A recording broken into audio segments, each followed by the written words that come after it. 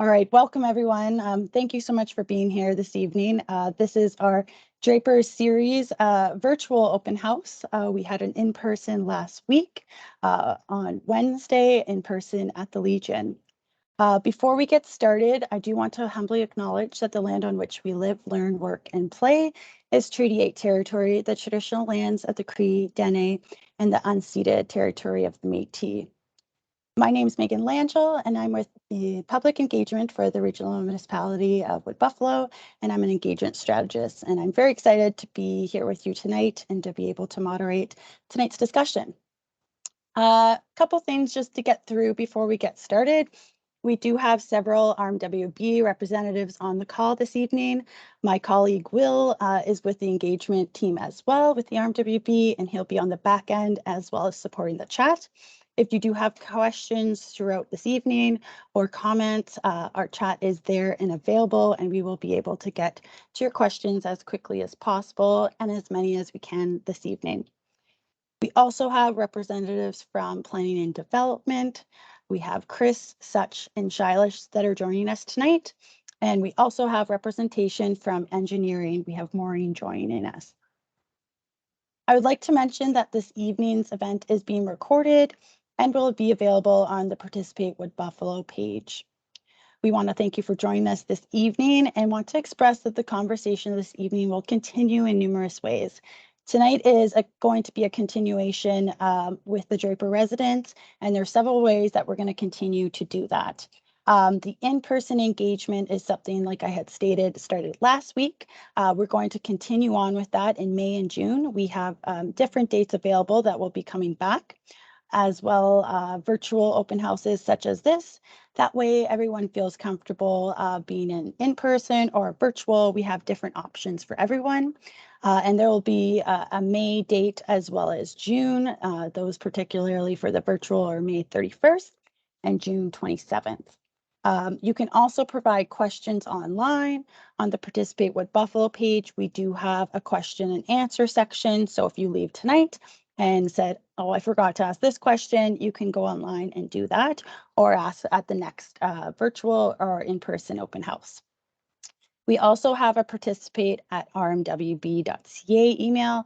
So if you do have more detailed information you'd like to provide, that's something we can definitely communicate with you if it's easier to provide it in an email content. I see a couple people just joining us a little late. We're just getting started and just doing some conversations of how we're going to be able to engage throughout this Draper series engagement. So welcome for coming tonight. Your feedback is really important to us, and we're really excited to be able to continue this conversation and really start this conversation this evening and get feedback with numerous municipal projects, Municipal Development Plan, Land Use Bylaw, as well as Draper Area Structure Plan and flood mitigation. The objective really for this evening is to provide a clear description of the overall planning hierarchy. So really, how do those projects intersect with each other, but also how are they individually, how do they individually work? What would be in a municipal development plan versus a land use bylaw or a area structure plan, how MDP is more overarching, but a Draper area structure plan, we go into more detail. That's what we really want to focus on tonight, is just to give a background information of how that all works. Secondarily, we also want to provide the draft municipal development plan and really be able to get your feedback of what your thoughts are with that. It is still in draft form, but we do have a presentation tonight to be going over that. I do also want to note that we do have a one-pager for the planning hierarchy that we developed.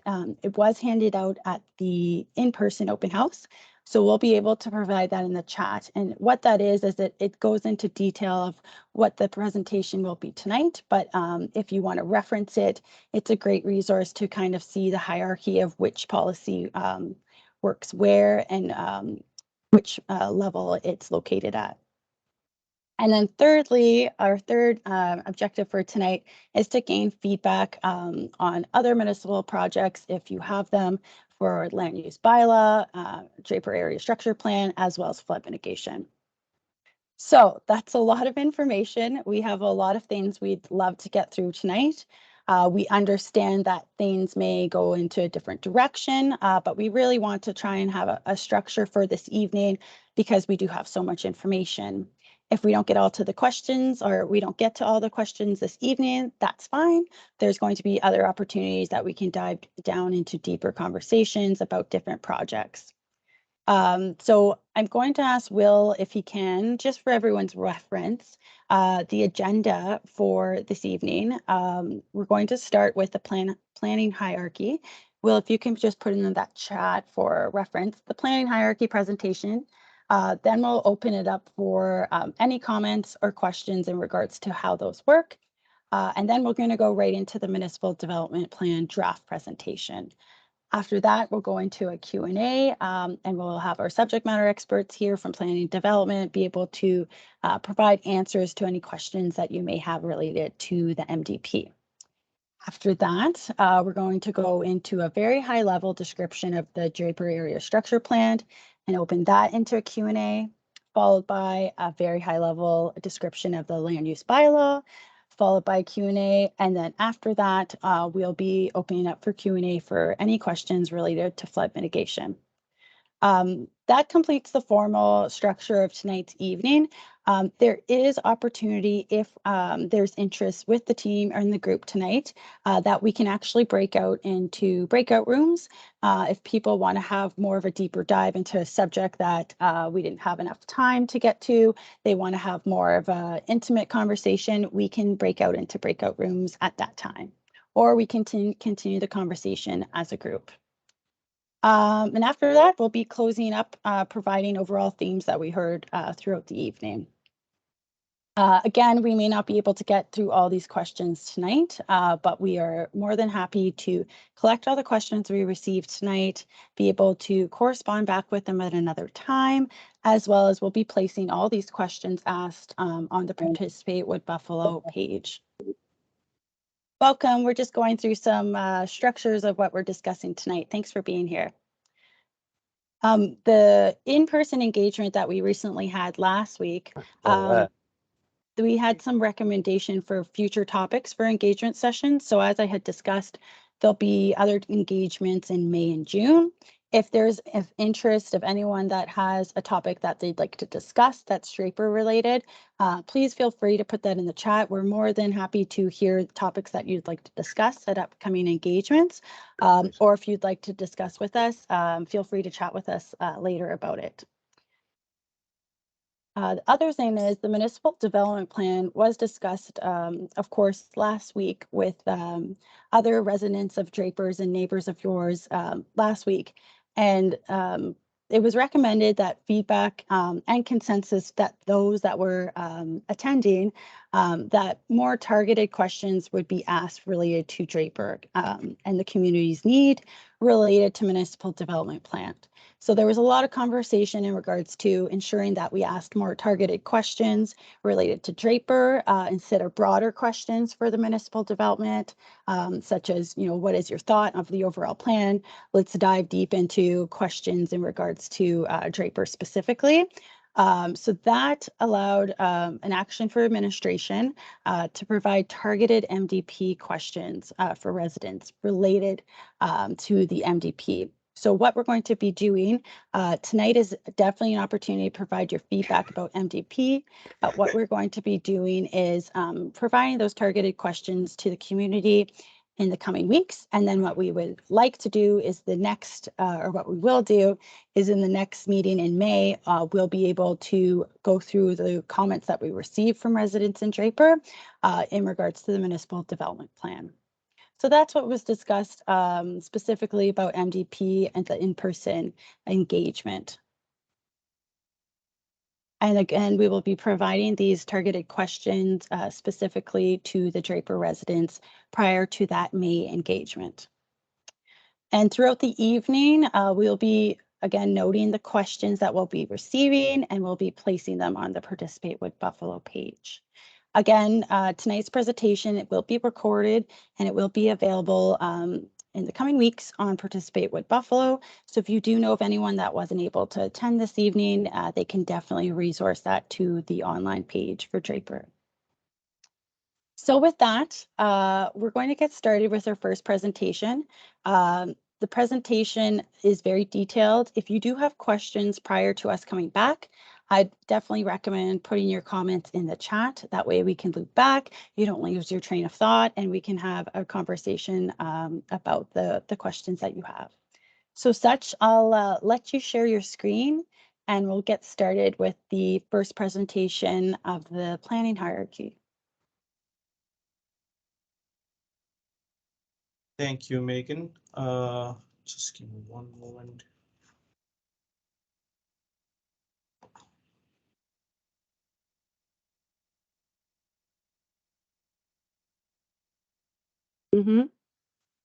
Okay. Oh, thank you.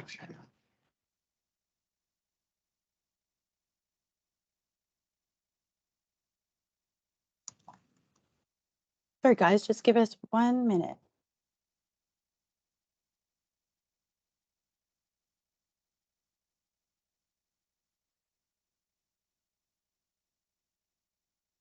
Sorry, everyone. Such, I can see your screen.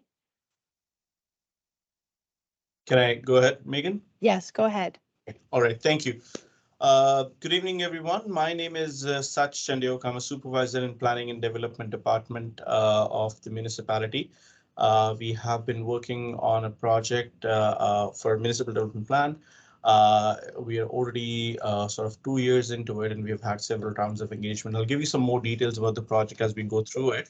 But I have a presentation tonight for all of you to talk about Municipal Development Plan, hierarchy of planning documents, and some other stuff as well. So I'll continue with the presentation. Um,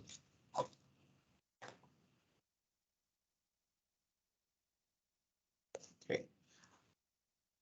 So tonight, the purpose of our presentation is there are different purposes. The first one is to explain to everyone how the planning framework works.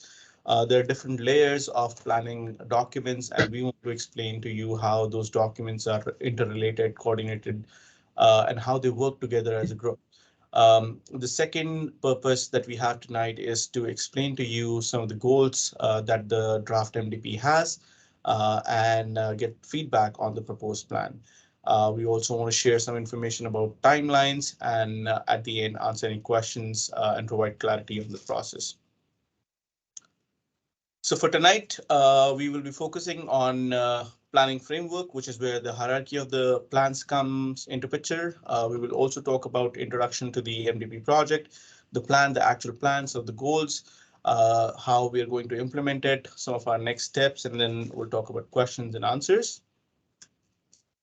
And this is our approach to engagements in Draper. So there is a series of engagement sessions planned for Draper. And the purpose of that is to go step by step with a whole two-part approach to decide on the fate of different projects such as MDP, ASP, and LUB. Now, our initial idea was that we were going to discuss MDP in the April open houses and then go to ASP in May and talk about LUB in June. But since our last engagement has changed a little bit, we are going to be talking about MDP in our next May open house session as well. Now, to give you an idea about how planning works in Alberta, I am going to show you this image. There are different levels of plan in the province of Alberta, much like other provinces in Canada as well. There are plans that are prepared at the provincial level, which is represented by this red triangle here. And then there are plans that are prepared by the municipality, which is represented by this purple trapezium here. And when we look at some of those plans, there are different subsets. Some of these are sort of described here. The first on the top is the Municipal Government Act or the Land Use Bylaw, or sorry, the Land Use Framework. Now, this is a document, both of these documents together combined, give us the planning framework that is required for dealing with any kind of planning matters in Alberta. Next, we have the Lower Athabasca Regional Plan. I will explain you all of these plans one by one. And then we have the Municipal Development Plan. This is what it looks like. You may have seen this booklet or this image before. And then after that, we have area structure plans, such as an area structure plan for Draper. And then we have the land use bylaw. So as you can see, this is a pyramid of plans. So the one that sits on the top sort of has the most say. The one that goes on the bottom also has equal say, but at the same time, there are different levels. Some of them are created, amended, and approved by province of Alberta, and the others are prepared, amended, and approved by the municipality. So talking about the top level, which is the provincial plan, the Municipal Government Act, or the Land Use Framework, these documents provide legal framework for all of planning in Alberta. The basic goal is to manage public and private lands and natural resources and to meet long-term economic, environmental, and social goals of Alberta. This is what these documents talk about. As you can see, there's an image on screen, and the purpose of putting this image here is that these plans, these two documents, are pretty much applicable for all of Alberta except the national parks that are under federal jurisdiction. And so all of this Alberta is bound by the Municipal Government Act or the Land Use Framework. The next in line is the Lower Athabasca Regional Plan. And as you can see, the image that we had for Alberta is now sort of divided into 7 different zones. These are Lower Athabasca, Upper Athabasca, North Saskatchewan, South Saskatchewan, Red Deer, Upper Peace, and Lower Peace. And all of these different regions have different plans. In our case, in case of Wood Buffalo, the plan that's applicable is called Lower Athabasca Regional Plan. Now, this plan has already been approved. It was created in 2012. It is typically prepared for 50 years with the possibility of revisions as time goes through. And the purpose of this plan is to integrate provincial policies at regional level. It also sets out some regional land use objectives and provides context for land use decision making within a specific region. When we're talking about the region here, the region is Lower Athabasca region, not the regional municipality of Buffalo. The next plan is the highest in hierarchy in terms of municipal planning. So this section here, it is called Municipal Development Plan. Now you can see the image where we had 7 different regions is now converted to image that has municipalities marked on it. There are about 344 municipalities or municipal districts in all of Alberta. And every municipal district is supposed to have their own municipal development plan as per the Municipal Government Act. Now, these plans typically are prepared for about 20 years. More than often they are revised because 20 years is a very, very long span of time. But the very purpose of these plans is to give a high level direction, in terms of growth and development for how a region would develop. It also can talk about coordination of land uses, transportation systems, and municipal services and facilities. This is the project that we've been working on from last 2 years, and we'll get into a little bit more detail as the presentation goes through. Next is the area structure plans. Now, from a plan, municipal development plan, which was applicable for the entire region, we have now divided the municipality into different, neighborhoods, such as Timberley or City Center or Saline Creek or Draper or Highway 69 corridor or Prairie Creek. And these neighborhoods have a detailed planning for themselves, and that is captured into the area structure plan. Um, these plans typically provide a framework for onward subdivision and development of the area. So things like, if you were to develop an area, what kind of policies would be applicable would be captured in an area structure plan. And the last one that we have is the land use bylaw. The area structure plan image, I'll show you. So in here, if this was Draper, we've taken this section and sort of further subdivided it into 2 sections. You can see here, this is SH, meaning small holding zoning, and then this is CR, which is country residential zoning. So in area of Draper, you'll see 2 different zonings. What land use bylaw does is it creates specific regulations for a specific area. And that is determined by the by a variety of factors. It can be geographical conditions. It can be, how developed the land is. Based on number of numerous factors, the regulations in the land use bylaw are created. The primary purpose of this document is to regulate the use and development of land or buildings within that area in that municipality. It also provides some discretionary and permitted uses and gives us rules like parking, landscaping, or building design standards. To summary of all of this, these are the 5 images that you can uh, see on the screen, and this is how the planning hierarchy works. Land Use Framework or Municipal Government Act application to all of Alberta. This Alberta gets subdivided into 7 different regions, wherein our Lower Athabasca Regional Plan comes into picture. From there, this region gets subdivided into RMWB, which is the municipality, Lac La Biche, and municipal districts, which is where different municipal development plans come into picture. With one municipal development plan, there are several area structure plans for specific planning of an area. And then to become more specific, we have the land use bylaw, wherein the land use bylaw districting comes into place. Now, with this, the reason why I'm trying to explain you all of this stuff is to give you an idea of how the planning hierarchy works.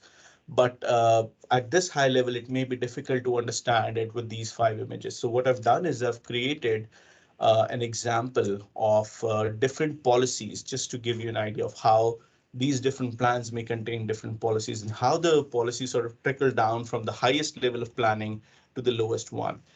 The first policy that we have here is taken from the land use framework. And that policy says to develop a strategy for conservation and stewardship of private and public lands. Based on this policy, the Lower Athabasca Regional Plan, which is applicable for a certain region in Alberta, gives objectives and strategies. And one of the objectives is to provide a wide range of recreational opportunities.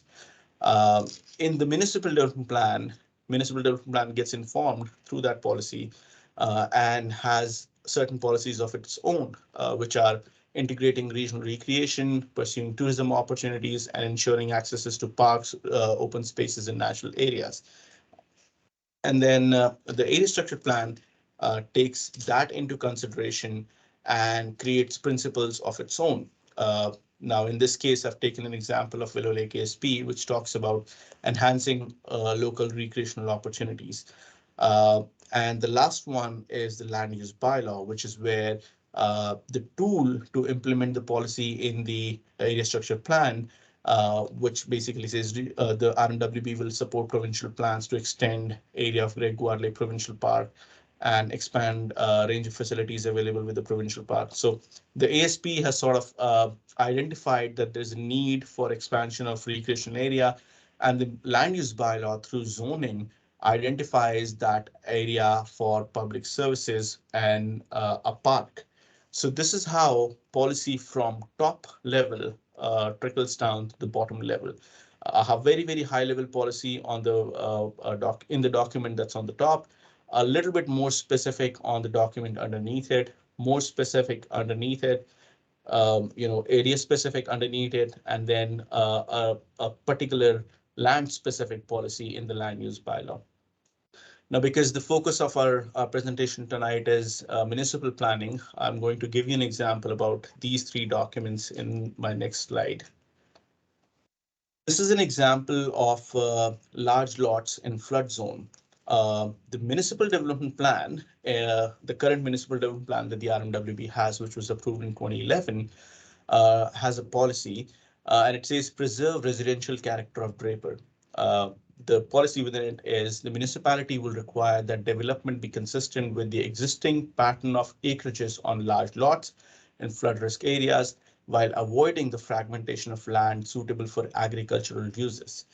The area structure plan takes that policy and further refines it and says the intent of small holding district is to avoid fragmentation of parcels that are suited for market gardening and provide for acreages with larger lots on lands that are susceptible to flooding. And the land use bylaw within the small holdings district again clarifies this and says The purpose of this district is to provide large lot acreages intended for residential, small-scale agriculture pursuits, and compatible uses on lands that are potentially susceptible to flooding. So you can see the common theme of large lot acreages and lands, avoiding fragmentation of lands that are susceptible to flooding carried through from Municipal Development Plan onto Area Structure Plan and to the Land Use Bylaw. I'll give you another example here. And this example is of housing choices. So in the Municipal Development Plan, there's a policy that encourages diverse range of housing. And it identifies that the region has diverse population and a wide range of housing types, density, sizes should be provided. In different area structure plans, this policy has been contemplated in different ways. For example, in Saline Creek ASP, this ASP within Principle 2 talks about providing housing for different household types, incomes, and ages. It also talks about providing a range of housing choice or different types of housing areas. Similarly, in the Timberley Area Structure Plan, there is a concept about range and variety of different housing opportunities to be provided in the ASP area. And the land use bylaw takes that policy and converts it into an area that has different forms of housing. Now, this image here shows you some areas marked with R1S, some areas marked with R1, some areas marked with R2, 1. All of these policies, all of these areas are different forms of residential housing or residential areas, where an R1 is single detached housing, the standard single detached house that you would see. R1S is a small lot, but still a single form of housing.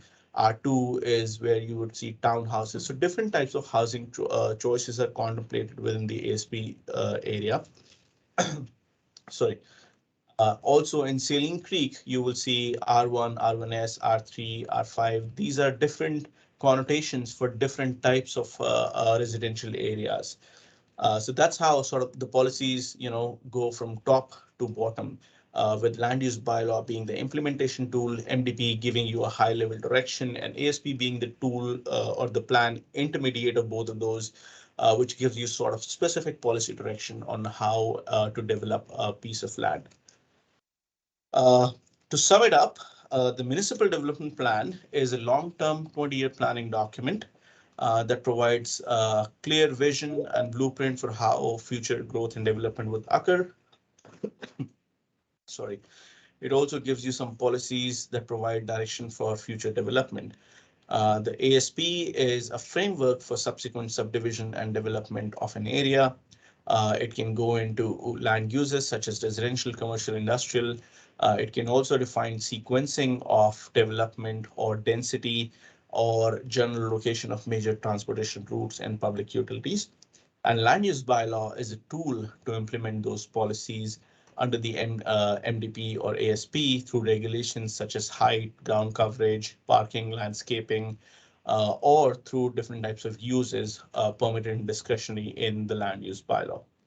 So this is all about the Municipal Development Plan, Area Structure Plan, and the Land Use Bylaw. Before we go any further onto this presentation, I just wanted to check if there are any questions that I can answer about the hierarchy of plans section of this presentation. Thanks, Sachin. I'm just going to give you a minute to catch your breath there. We're going to be going right into the Municipal Development Plan draft presentation. So if anybody has a particular question in regards to the framework that Such just provided, I know it's a lot of information to take and to really understand how those policies work with each other.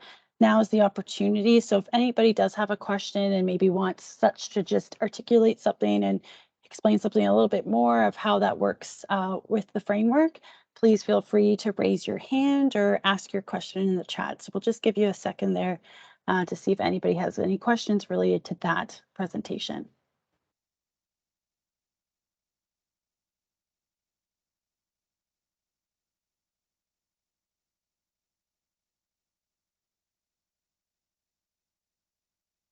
Seeing none Such, go ahead and we can start the presentation for the draft MDP. If anybody does think of something after the presentation starts, feel free to still provide it in the chat. I just saw that Andrew made a comment of a great explanation. Thanks, Andrew, and thanks, Sach. Go ahead. Thank you, Megan. Before we go any further, I want to give all of you an example that I used in the last engagement as well. And perhaps that may be something that some people may resonate with. Consider these three different plans as different levels of food. So municipal development plan being, the stage where you harvest the plants. Area structure plan being the stage where you process those plants in terms of packaging them and uh, uh, maybe cooking them. And then land use bylaw being the stage where you eat the food. So before eating the food, you need to cook the food, and before cooking the food, you need to harvest the food. So these are three different stages happening one after the other, where the highest level of plan is informing the plan underneath it, and this plan is informing the land use bylaw. Now I'll go into the municipal development plan, this area, which is the subject of our presentation tonight.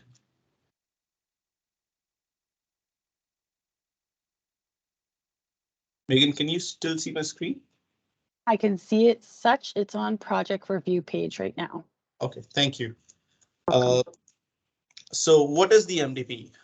Like I said, MDP is a 20,000-foot document, and it gives you a vision and blueprint for how municipality is going to grow in the future. It can define some land uses. It can provide some strategies for managing growth to guide short and long-term decision making. And it can also give some direction on development of how our future communities are going to look like. Um, the purpose of doing a municipal development plan is very simple. Typically, these plans are required so we can grow in a particular direction now. In our case, we already have a municipal development plan, which was done not so long ago, about in 2011. But since then, number of things have changed in our region. We've had wildfires, oil prices have dropped down. We were in boom period back in 2011, which is no longer the case.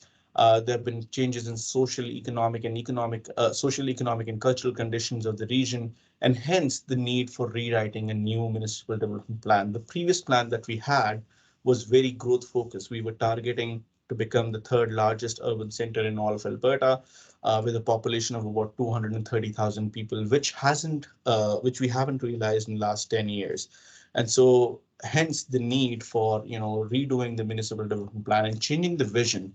The new plan that we have, or the ones that we've been working on, primarily focuses on the people, the community here, rather than focusing on the growth. The previous plan, like I said, was very growth focused. We need to grow big, we need to have bigger infrastructure, we need to have bigger roads. This new plan is more qualitative in rather than talking about quantity or infrastructure or growth. It focuses on the people here, it focuses on the community. Uh, so far, we've done 2 rounds of engagement for this current draft MDP that we've been working on. The first one was the visioning exercise in 2020, somewhere around October and November of 2020, which is where we went out and we asked people, we asked public and our stakeholders, what do you want the new municipal development plan to look like? The second phase was the direction, which is where we went out with a draft vision with some goals, and we got some feedback on those ideas. And now we are at a stage where we have written some policies under those goals, and we are here to discuss it. Originally, we were planning to go to council somewhere around spring of this year with this municipal development plan, but until we finalize what are we going to be doing with the plan in terms of its quality, in terms of its acceptance by our stakeholders, we are not going to go to council. We will finalize the document based on the community feedback, and only then will we go to council. There have been different, like I said, there have been 2 phases already. We have also pretty much wrapped up the 3rd phase of engagement. And the stats that you see on the screen are only from phase 1 and phase 2. So We had spoken one-on-one with about 1,400, 1,500 people.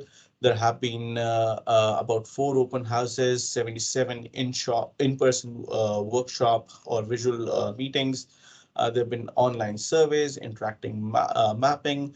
We've also spoken to a lot of stakeholders and indigenous partners. Now, these are stats only from phase one and phase two.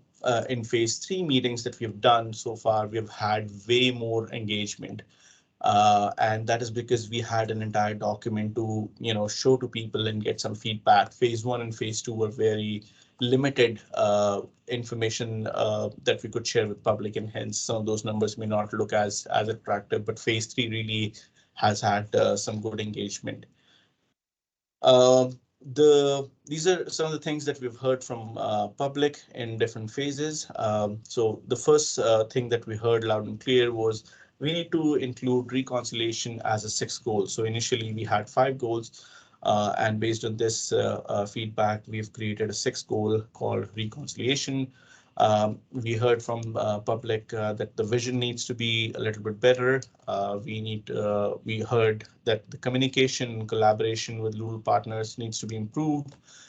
We also heard that a goal shouldn't be repetitive, or there was an idea in the MDP that I'll just explain, blue and green networks, that needs to become a priority. And then the other idea was that economic development should align with what other counterparts of the municipality were doing. So based on all of these, we created a plan.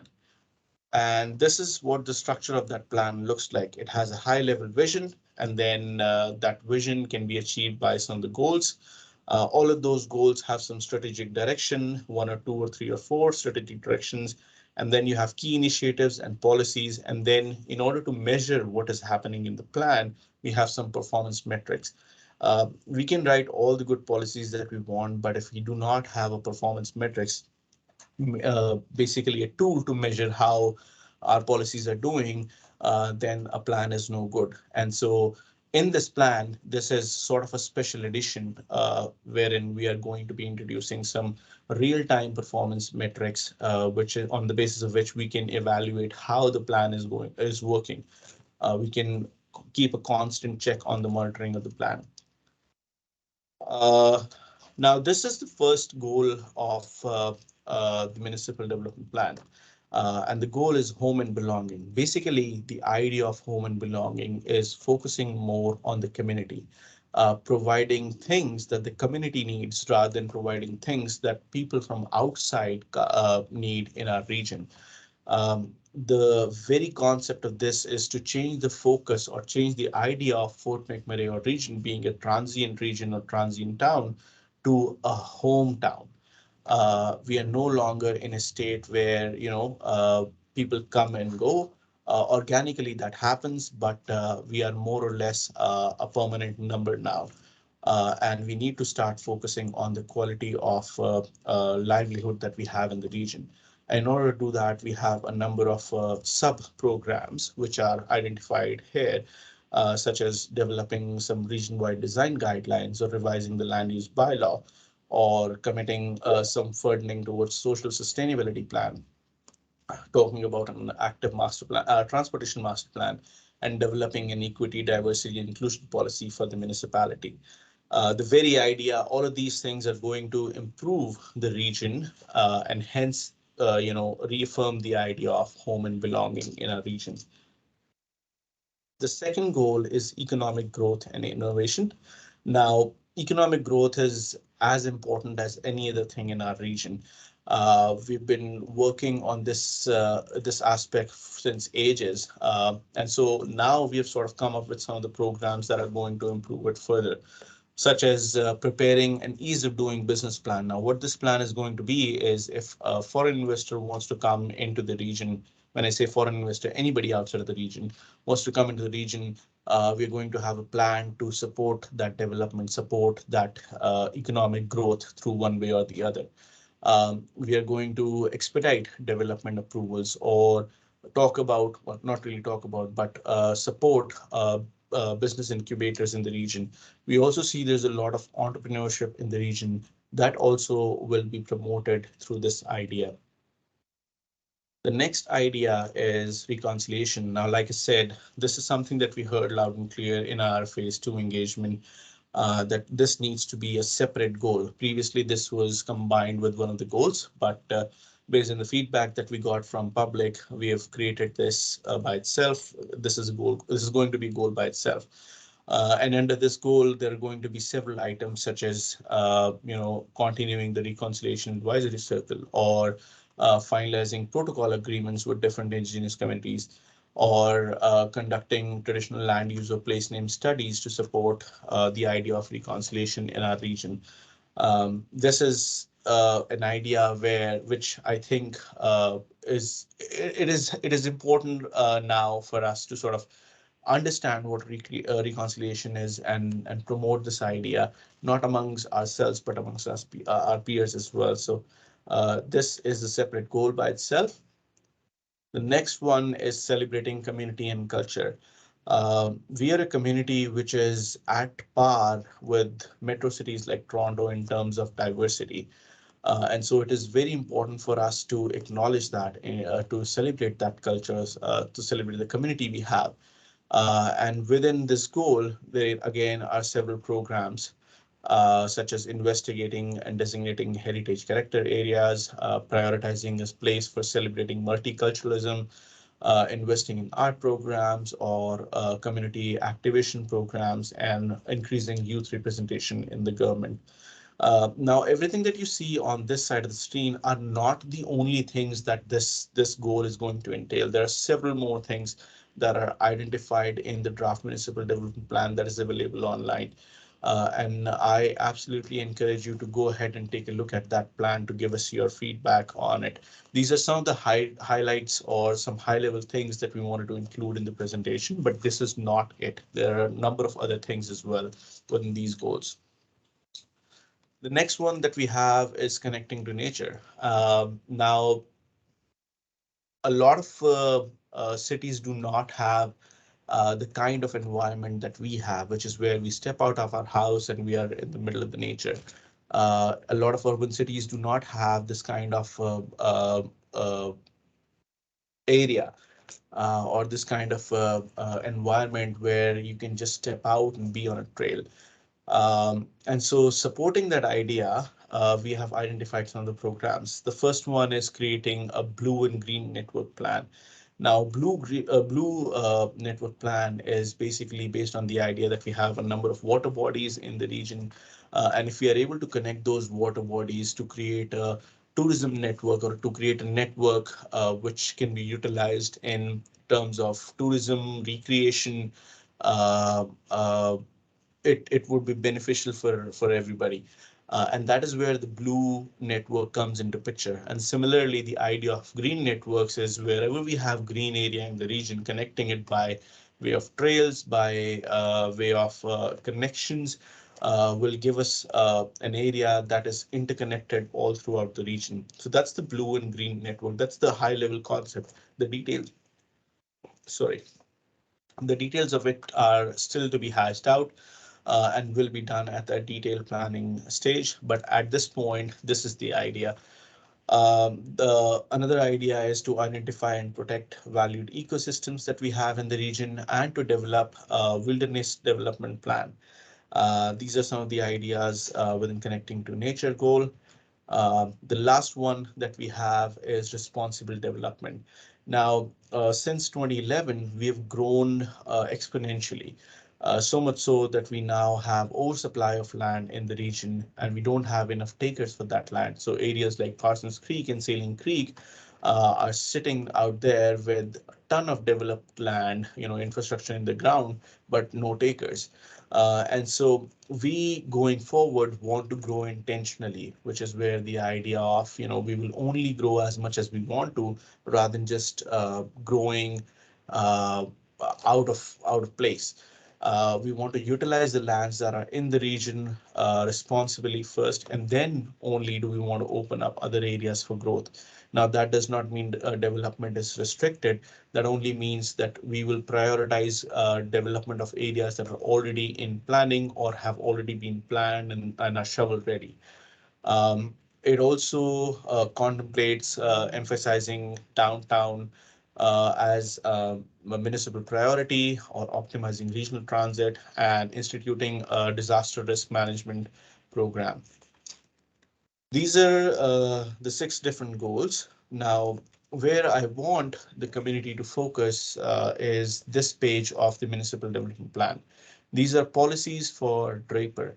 Now, in our through phase three of engagement, we have received several comments on this page, and I want to acknowledge all of you and thank all of you uh, in terms of providing those comments. I have those comments here with me, but I still want to invite your attention to this page because this is a high level, growth as concept for Draper. Now, it is no different than what we discussed previously in some of our previous engagements. And based on it, these are some of the policies where I would like your attention. I have zoomed them here on the page. Please take a read through it. I will read through them as well. The first one is municipality will require that the development be compatible with the rural character of Draper and conform to the local ASP. Country-style development may be allowed subject to technical studies and approval by for development by the municipality in areas that are considered safe from flood, wildfire, slope instability, and slumping risks. The third one is municipality may also consider contextually sensitive institutional uses for religious purposes in this area. And then we have some policies on the environmental section, which are the municipality will minimize the encroachment of residential development into non-compatible industrial development using a green belt of protected natural areas surrounding all residential neighborhoods. Municipality will also seek opportunities to create a linear green belt of environmental protection along Clean Water River.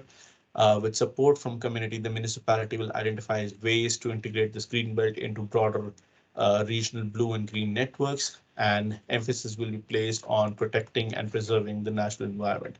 Now, like I said, we've received some comments on it, but before we go any further, I think it is important that we talk to our community stakeholders, members of the community, to give us some feedback if they have any on some of these policies. So I'm going to open the floor up for a little bit for some discussion, and then we will go into our next section. Megan, will you moderate some of those comments?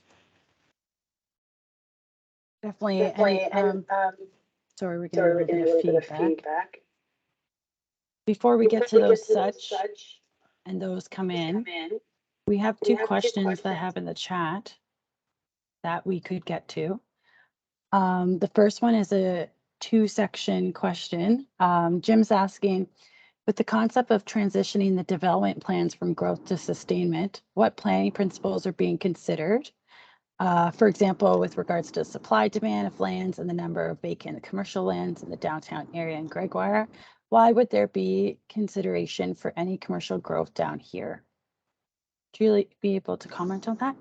Absolutely. So I'm thinking the idea is surrounding commercialization of Draper, which is where it says commercialization, commercial down growth down here. Um, in the municipal development plan, the image that you see on the screen, there is no concept of commercialization in Draper. That is not to say that it cannot happen or it can happen. At this point, the policies do not contemplate any commercial development in Draper, nor did the previous ASP contemplate anything like that. I, in fact, have this previous ASP right in front of me. If you had taken a look at section C.3, it specifically talks about preserving residential character of Draper neighborhood. So at this point, given the policies that we have in the MDP, they don't contemplate commercialization. At the same time, they don't contemplate non-commercialization. It's open pretty much. And policies like these typically get decided at the stage of ASP. If you look at the first policy here, it says compatible with rural character of Draper and conform to the local ASP. So things like commercialization, if it was to happen, even the slightest bit would be contemplated in the ASP. The municipal development plan neither says yes or no. Megan? Thanks very much, Such. Um, okay, I just see Jim providing a comment there. Great, just wanted to confirm as that is how I read the MDP, but the meeting last week that wasn't fully understood by the participants. Okay, great. Hopefully that clarifies that, Jim, but if not, continue to provide us those comments in the chat, and thank you for the question. The next one, Such, is from Miranda. She's asking in regards to the connecting to nature slide, just if you maybe want to go back a few. Is there consideration for maintaining the trails down here?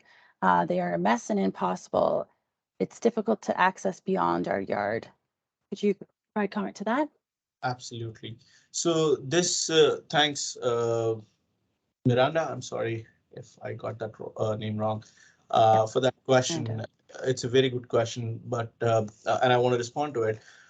This idea of connecting to nature is applicable region-wide. So within it, there will be different kinds of plans that will be prepared that will contemplate how those trails are maintained.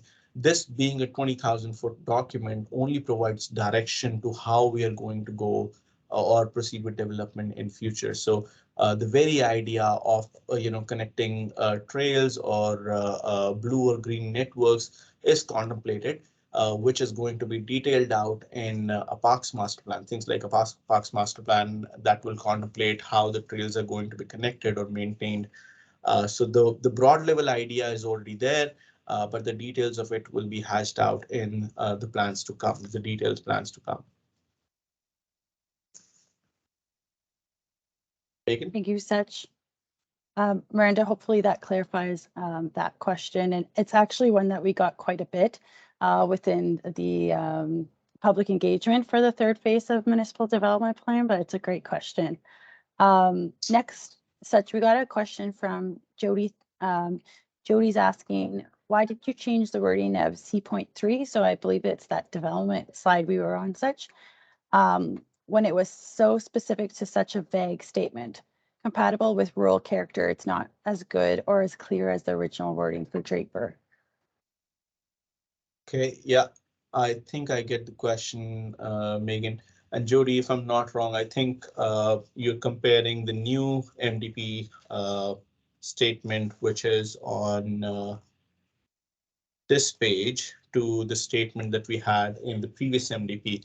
Now, the new MDP is in draft form, and the very reason why we are here is to get that feedback from you as to how do you want to see this area. And if you have specific comments about being, Draper being a certain form of area, being a residential area or being a commercial area or different types of areas, whatever you want to think of, needs to be spelled out. I mean, this very idea of a public meeting is to gain that feedback. At this point, what we want to ensure is that it stays as rural, which was what was contemplated in the previous ASP as well. But if you want that it becomes a specific kind of rule, we want to have that feedback from you. We want to hear from you. If you give us your comments, we'd really appreciate it. It gives us a lot of understanding in terms of what the residents want, and will give us clarity on how do we, craft up this policy or how do we change this policy going forward based on the feedback that we hear tonight and in next open houses. Megan? Thanks so much, Such. Another question from Tyler. Who will determine the scope of the technical studies? I worry the vagueness may price some development out. Absolutely. That's a very good question, Tyler. Thank you for that question. Now, at this stage of municipal development plan, again, because this is a very, very high level document, we cannot in this document identify which kind of studies can or may be required. That is a subject of the area structure plan, which is a little bit more specific than the municipal development plan. If you have read through the draft MDP, you'll see there's just one page on Draper, and then there are several pages on different kinds of subjects. But any studies that are required for different kinds of lands are specific to those lands only. And because they're specific, they're spelled out in a document like an ASP or a land use bylaw. Now, different lands may require different kinds of studies. since lands in Draper primarily are raw in nature, which means there haven't been much development there, or they haven't been developed as a whole subdivision, as you'd see, in Parsons Creek. There are some lands that are closer to river, in which case you would require studies that relate to river. There are some lands that are low-lying, in which case you may require studies related to low-lying land. So there's some lands that are on the hillside, which we know may have some slope issues. And so in those cases, the studies may differ. So there cannot be a standard, sheet for how and which kind of studies would be applicable for which area. If we were in an area, if we were talking about an area like Parsons Creek that has been developed as a part of subdivision, we probably wouldn't require much studies. But Draper, every area has its own challenges and concerns. And Draper being an area where we see issues like flooding or slope, there can be different kinds of studies required, and those will be spelled out specifically at the stage of ASP. Again, because there are different kinds of lands, we may spell out, this is a list of studies that may be required, but we may not be able to spell out which studies will be required for which parcel in the ASP. That is a subject of development, whenever that occurs.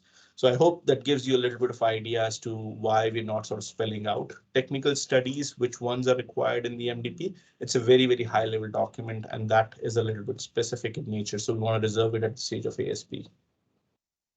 Megan? Thanks, Sach.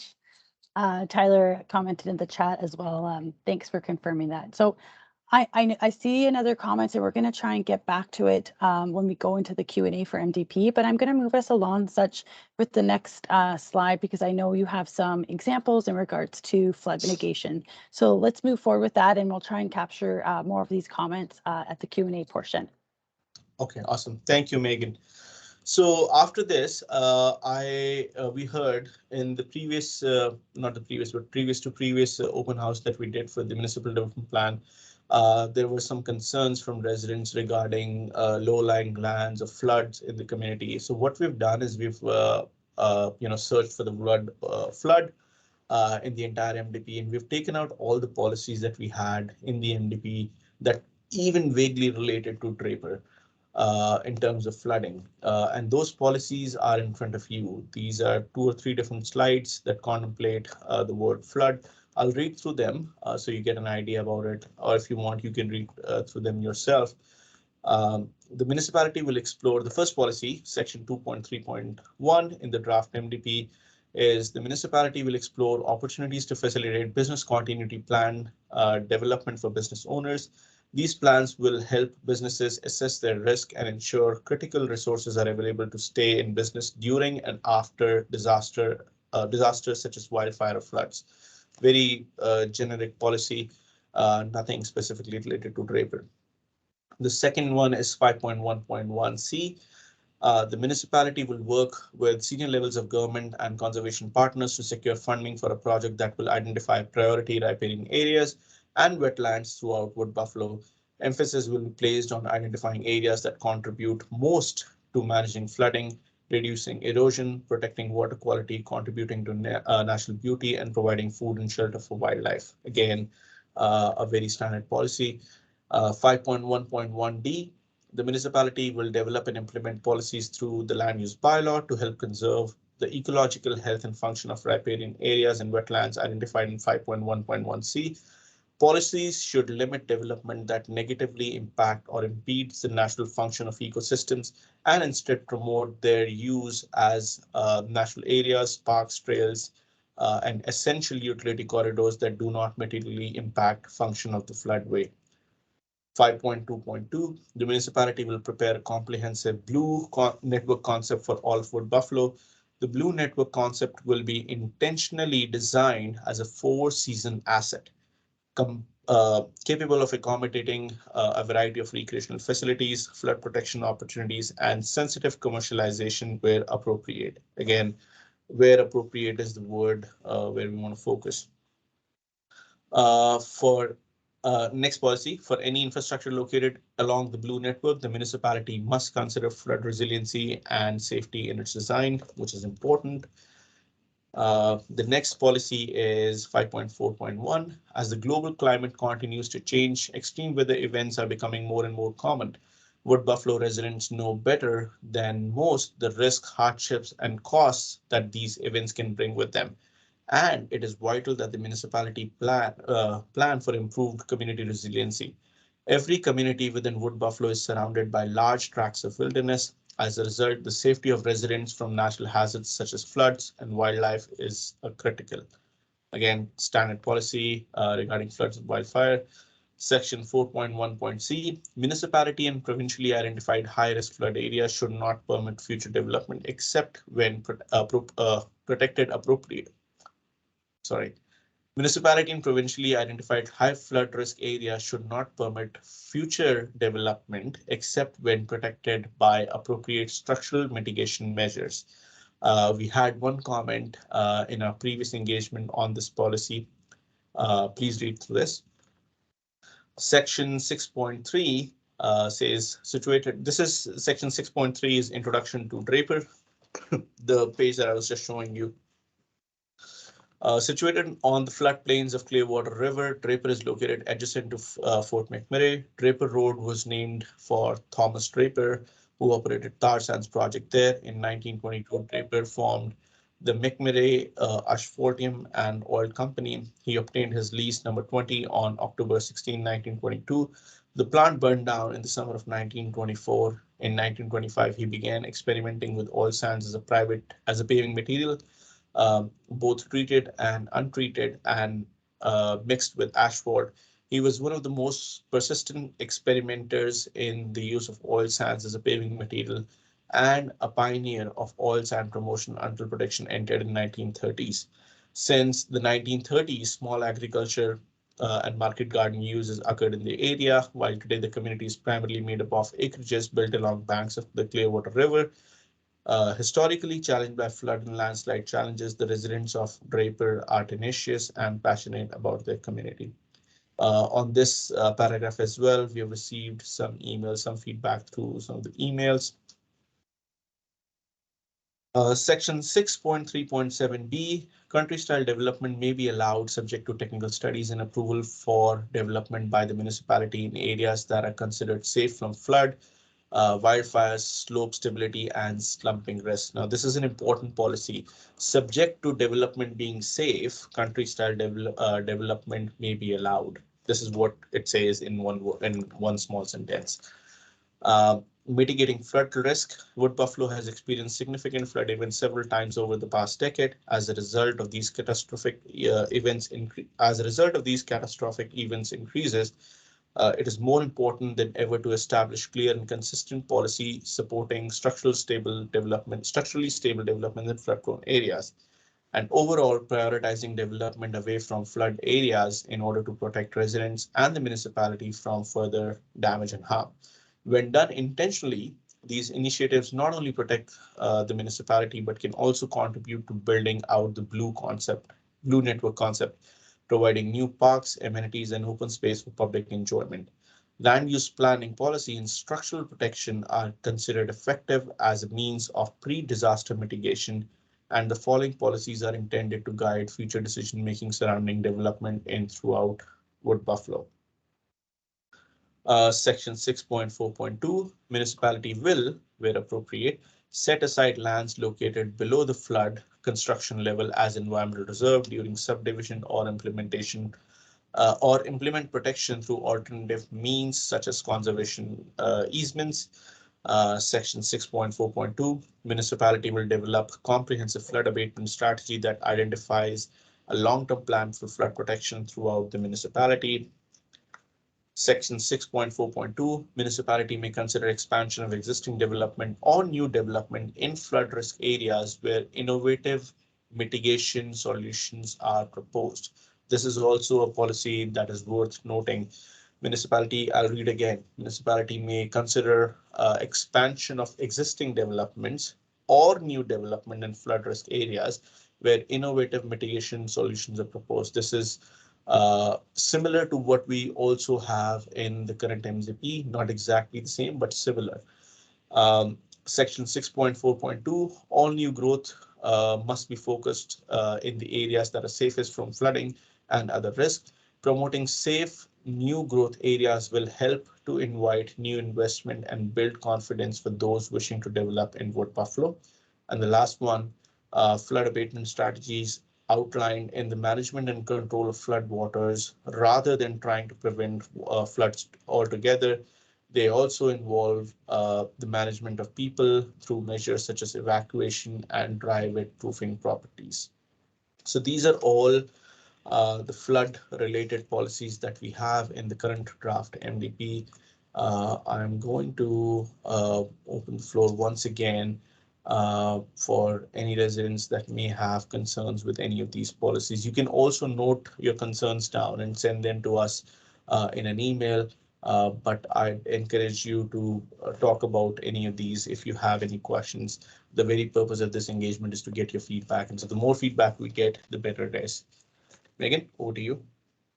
Thanks so much, Such. Absolutely. That's exactly why we're here tonight. We really want to be able to open the floor. If anyone's comfortable, feel free to raise your hand as well, and you can ask your questions. But Such as and his team is here to exactly do that, be able to provide clarity. We know that we had a rural MDP virtual open house, and there was a lot of comments related to flood mitigation. So Such, just to clarify, all of these descriptions you've read out, all of these are within the draft proposed MDP of a high level of flood mitigation protection, correct? Yeah, absolutely, Megan. Yes, they're contemplated in the MDP in different sections, but supporting the idea of flood mitigation. Yes. Okay, thank you. I know it's a lot of information, so just wanted to provide that clarity that all of these are within the draft and that's what they relate to. Because we continue to get conversations as well as questions just of how flood protection relates to the MDP. So again, if anybody has any questions, please feel free to enter it into the chat or provide your questions by raising your hand. Or as well, my colleague Will has been able to put the participate email in. If you're more comfortable asking your question to that email, we would be more than happy to answer your questions. I don't see any yet Such, so if you want to continue on, I think implementation is next. Absolutely. Oh, wait. Okay. We have one question. We'll just go back before we get started. Thank you, Andrew. I'll read out the question for you, Such.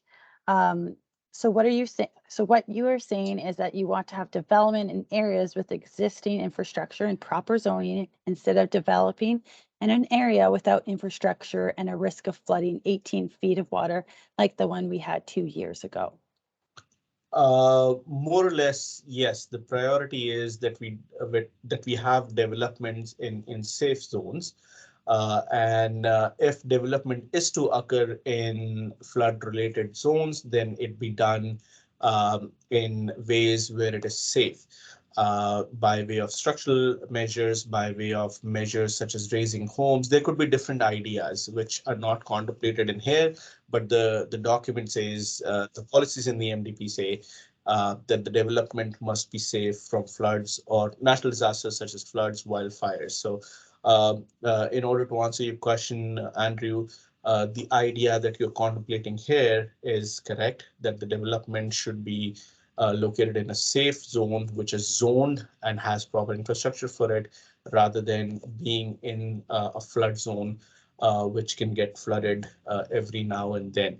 If it happens in flood zone, it needs to be with regards to certain safety measures, which are not detailed out in this document, but will be or may be detailed out in flood related policies going forward.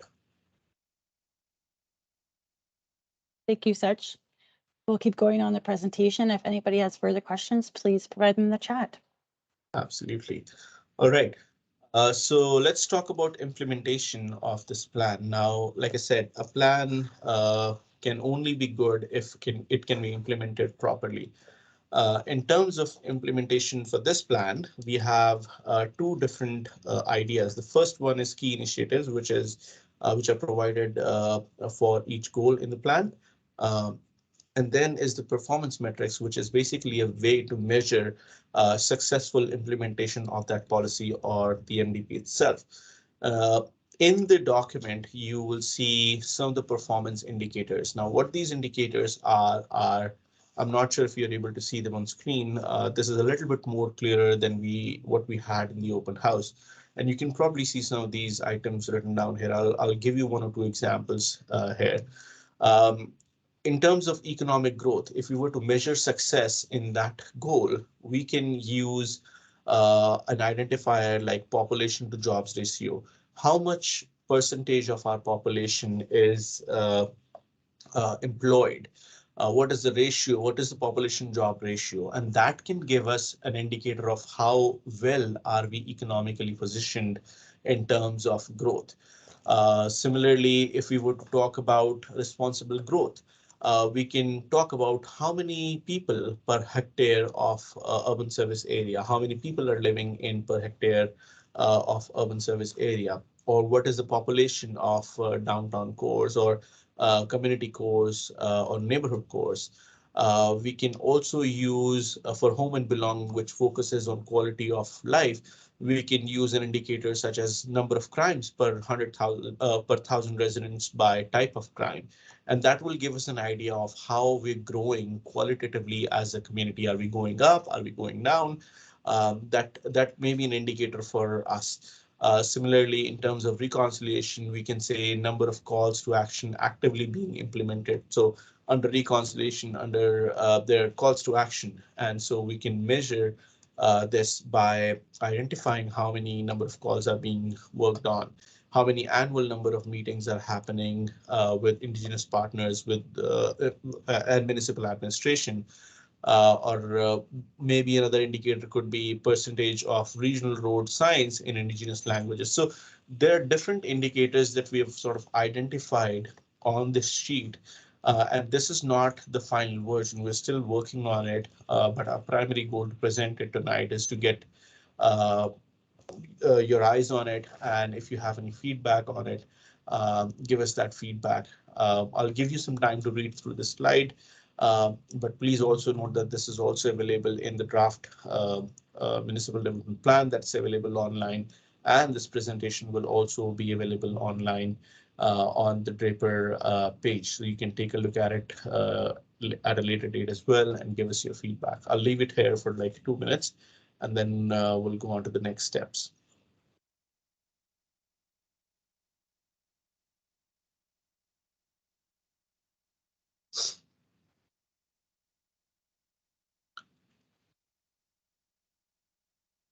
Okay, uh, let's talk about some of the next steps that we have for some of the projects. Our next steps on this plan is to finalize the MDP. Now that will only happen after we get all the feedback that we want and after we incorporate that feedback into the plan. We will finalize the MDP and take it to council again. Like I said, initially our timeline was spring of 2022, and that is now going to be pushed out a little bit because we want to incorporate all the feedback that we get through the engagement processes. Um, uh, but something important to know here is that we will have a series of engagements throughout, discussion throughout this process. And we will discuss the area structure plan and the land use bylaw as well throughout these engagement sessions. But the very focus of current presentation, MDP's presentation, is to sort of finalize the high level policy direction that we want for the area. And then that direction will inform the area structure plan policies. And then from there, we will be in a much better situation to sort of finalize the regulations in the land use bylaw. So the hierarchy that I was showing you earlier, finalize the MDP policies, and then go on to the area structure plan policies, which are a little bit specific, and then go to the land use bylaw, which will provide exact uses or regulations for the area of Draper. Any questions on the presentation so far? I'll open the floor once again and pass it on to Megan. Megan. Thanks, Sach. really, again, just want to emphasize that we're really here for the residents of Draper tonight, and really want to gain your feedback with the Municipal Development Plan draft. If we're not getting any comments, we would definitely feel that the draft for the MTP is acceptable of the residents of Draper. So we understand virtual meetings are a little bit more difficult to have conversations and whatnot. So definitely, if you're feeling more comfortable, provide us comments. We definitely recommend connecting with us online at the participate email. But also, if there's any questions specifically about the development concepts as well as flood mitigation, we've heard a lot of feedback in regards to that, and misunderstanding of how they work into the MDP. So certainly we want to be able to clarify that for you tonight, as well as to really gain your feedback to gain the feeling if you're comfortable with how the draft MPP is now, because if we don't gain any feedback, we don't know where we can make modifications. This is a regional wide plan, and we want to ensure that it's acceptable for the community. So definitely encourage everyone to provide their feedback if they have anyone, and don't be shy. We are here to help you. I will make a comment. Council Weigel had asked a question. I'll just provide it here as well verbally. Welcome, Councillor Weigel. Thanks for being here tonight. He did have a question in regards to the slide deck tonight. It will be made available as well on that participate page, so that if you do want to reference it, you are able to, or as well share it with a family member or friend. So I do have a couple questions coming in. Thank you so much for providing them. Jim had asked such, after about 10 years of progressive meeting, I'd like to see this approved as is. Amazing, Jim. I built down here for quite residential acreage living and would like to think that this can be sustained through the MDP. No different than acreage living in Sapri. Thank you so much, Jim. We understand this has been a long time of developing a plan such as this. So thank you very much for your feedback, and being here online. I know you've participated in other engagements, so thank you for your passion and dedication. There's also a question from Draper resident such. If most of the residents would like a park in Draper, is that something that should be mentioned in the MDP or the LUB? Great question. Such? Yeah, absolutely. Thank you, Megan. I'm not sure what your name is, but whosoever is the poser of this question, I just want to clarify, uses such as parks are typically identified in an area structure plan. MDP being the kind of document it is a very, very high level document.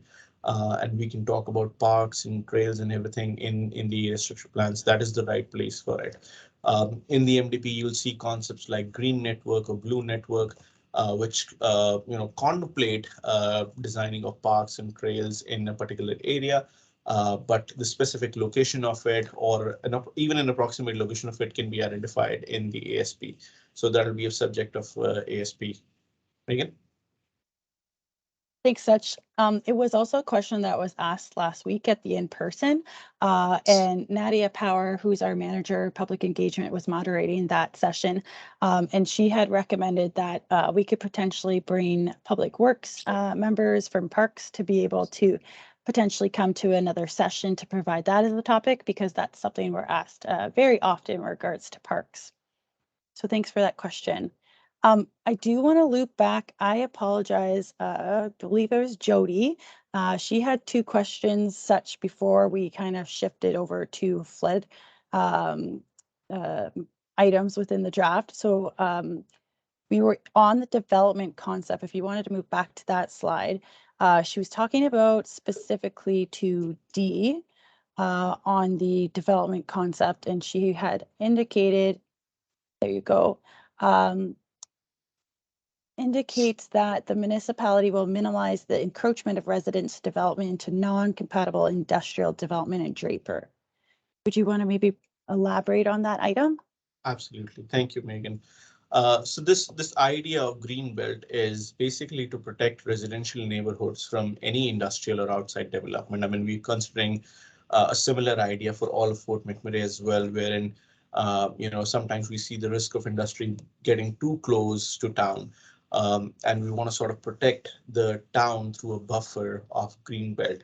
And that's what this concept is really about. So any industrial areas that are outside of Draper, not inside of Draper, to keep them at a certain distance, we want to sort of contemplate a green belt around Draper. Uh, and the primary purpose of that is to sort of provide that buffer from any uh, industrial areas and residential areas, to create that buffer between both of those areas. It's a very common concept that is sort of used in planning at different levels. I mean, if you see along a highway, sometimes you might see a row of trees, and beyond that row of trees would be a not so good looking industrial area. So to differentiate between two different uses, a lot of times we use strategies like green belt to sort of differentiate between the two areas. And this is what we're using in Draper as well, at a little bit higher level in form of a green belt all around Draper to protect the neighborhood from any outside developments. That's what the idea is. Megan? Thanks, Sach.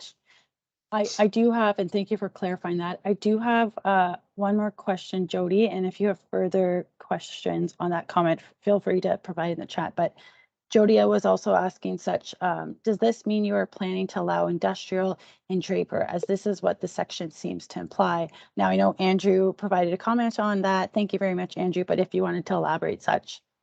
Yeah, no plans on allowing any kind of industrial activity in Draper.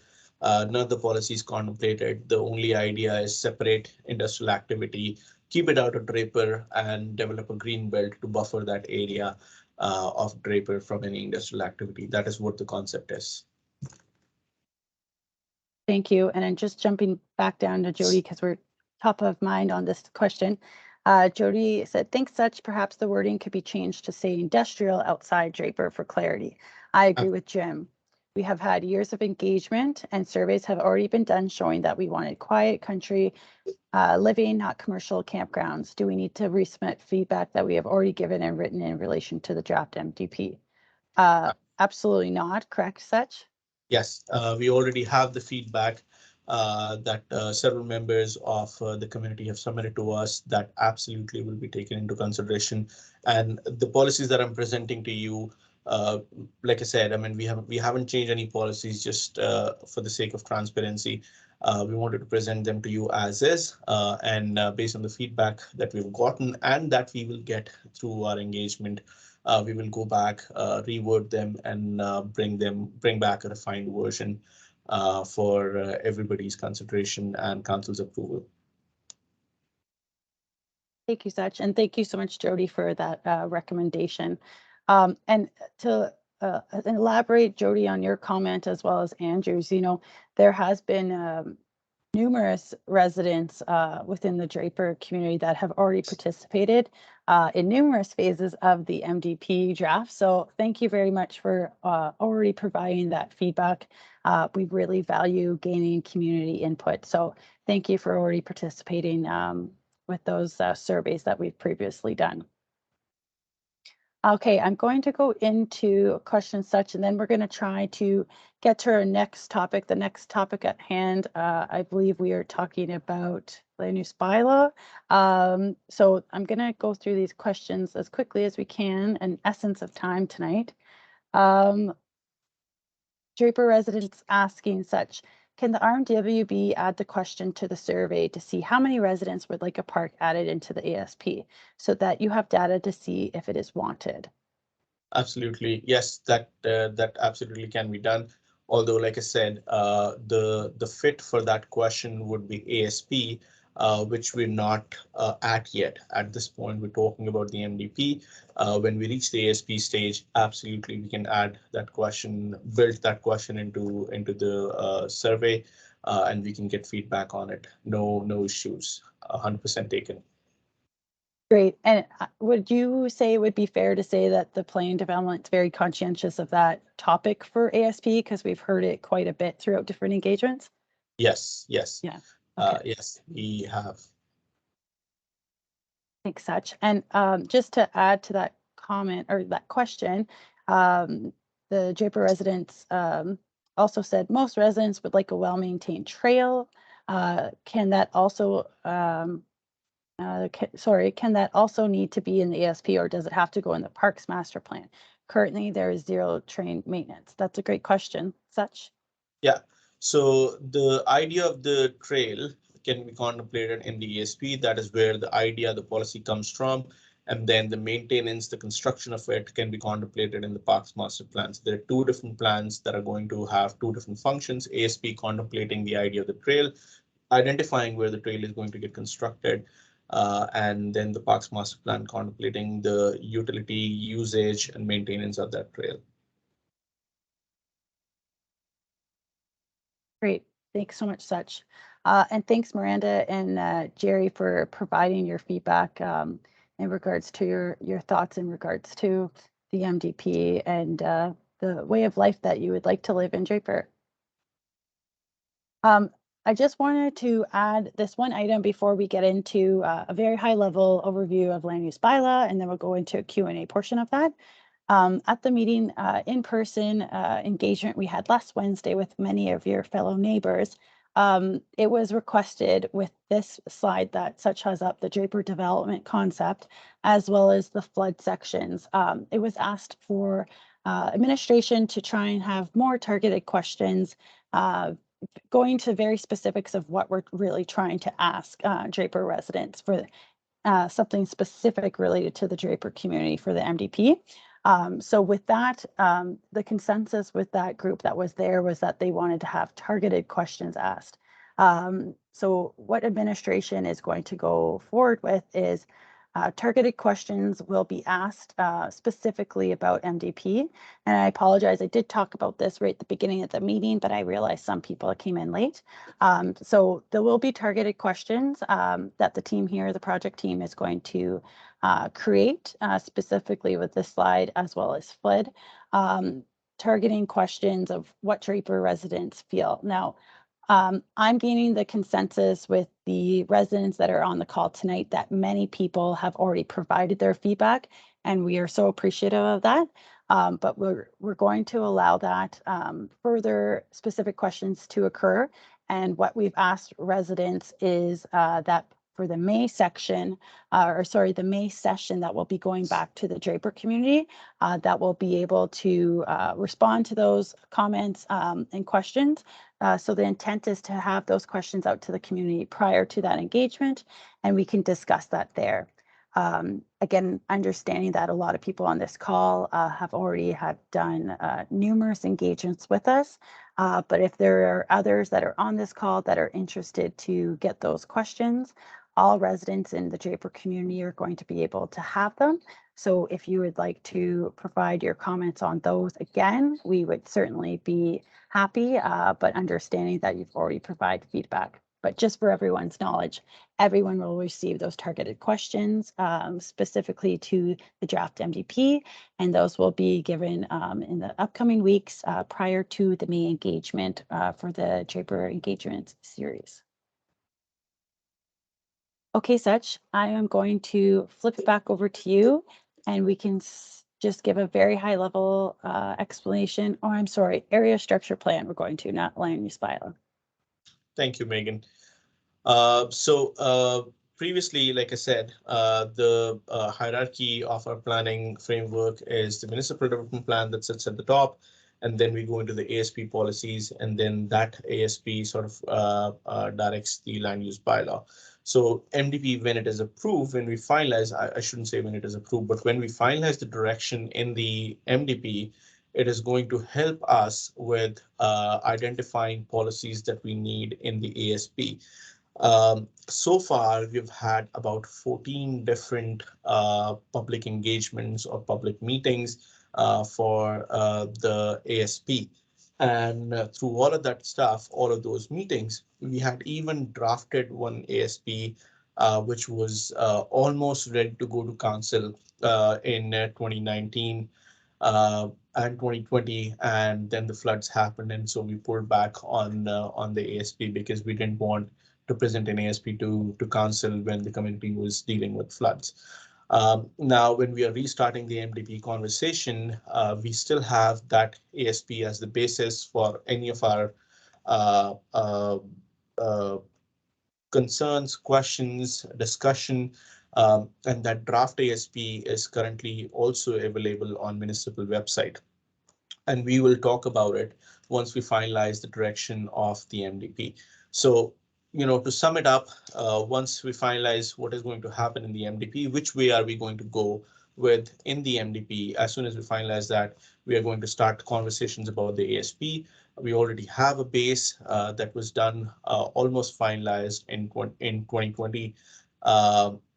Which is also available on municipal website. We will pick that up. We will start discussions on it, and we will change it if required, and then go to council with that ASP.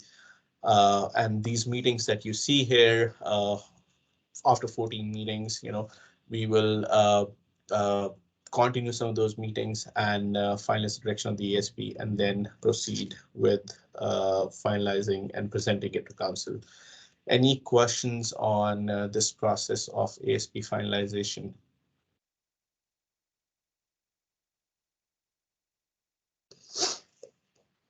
Thanks, Dutch. I know we talked a lot about ASP just recently with the questions in regards to parks and whatnot, but if anybody has any questions regarding that item, or any questions of how it connects with the MDP, this would be the opportunity. So we do have a question from Draper residents. Thank you. Is there anything in the ASP that encourages and supports agriculture or local growing of food, such? Absolutely, yes. Thank you, Megan. So the current ASP, again, the way the ASP and MDP has been crafted is MDP sort of takes into consideration everything that was discussed at this time of crafting of the ASP. So the basis of some of these MDP policies is that ASP engagement that happened in 2019. I think there are two engagements back in time. And because our group was leading that, we took all of that feedback into consideration when we were crafting this MDP.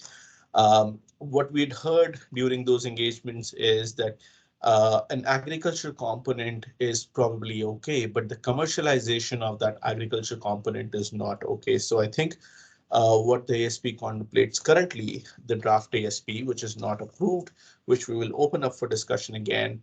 I think it contemplates that you can grow your own local food locally, on your farm, and there might be some level of activity applied or allowed through by way of home business, which means there will be limited people, I think just two on the site at a time, and there wouldn't be a commercialization, like a full-on commercialization of the agricultural activity in the area.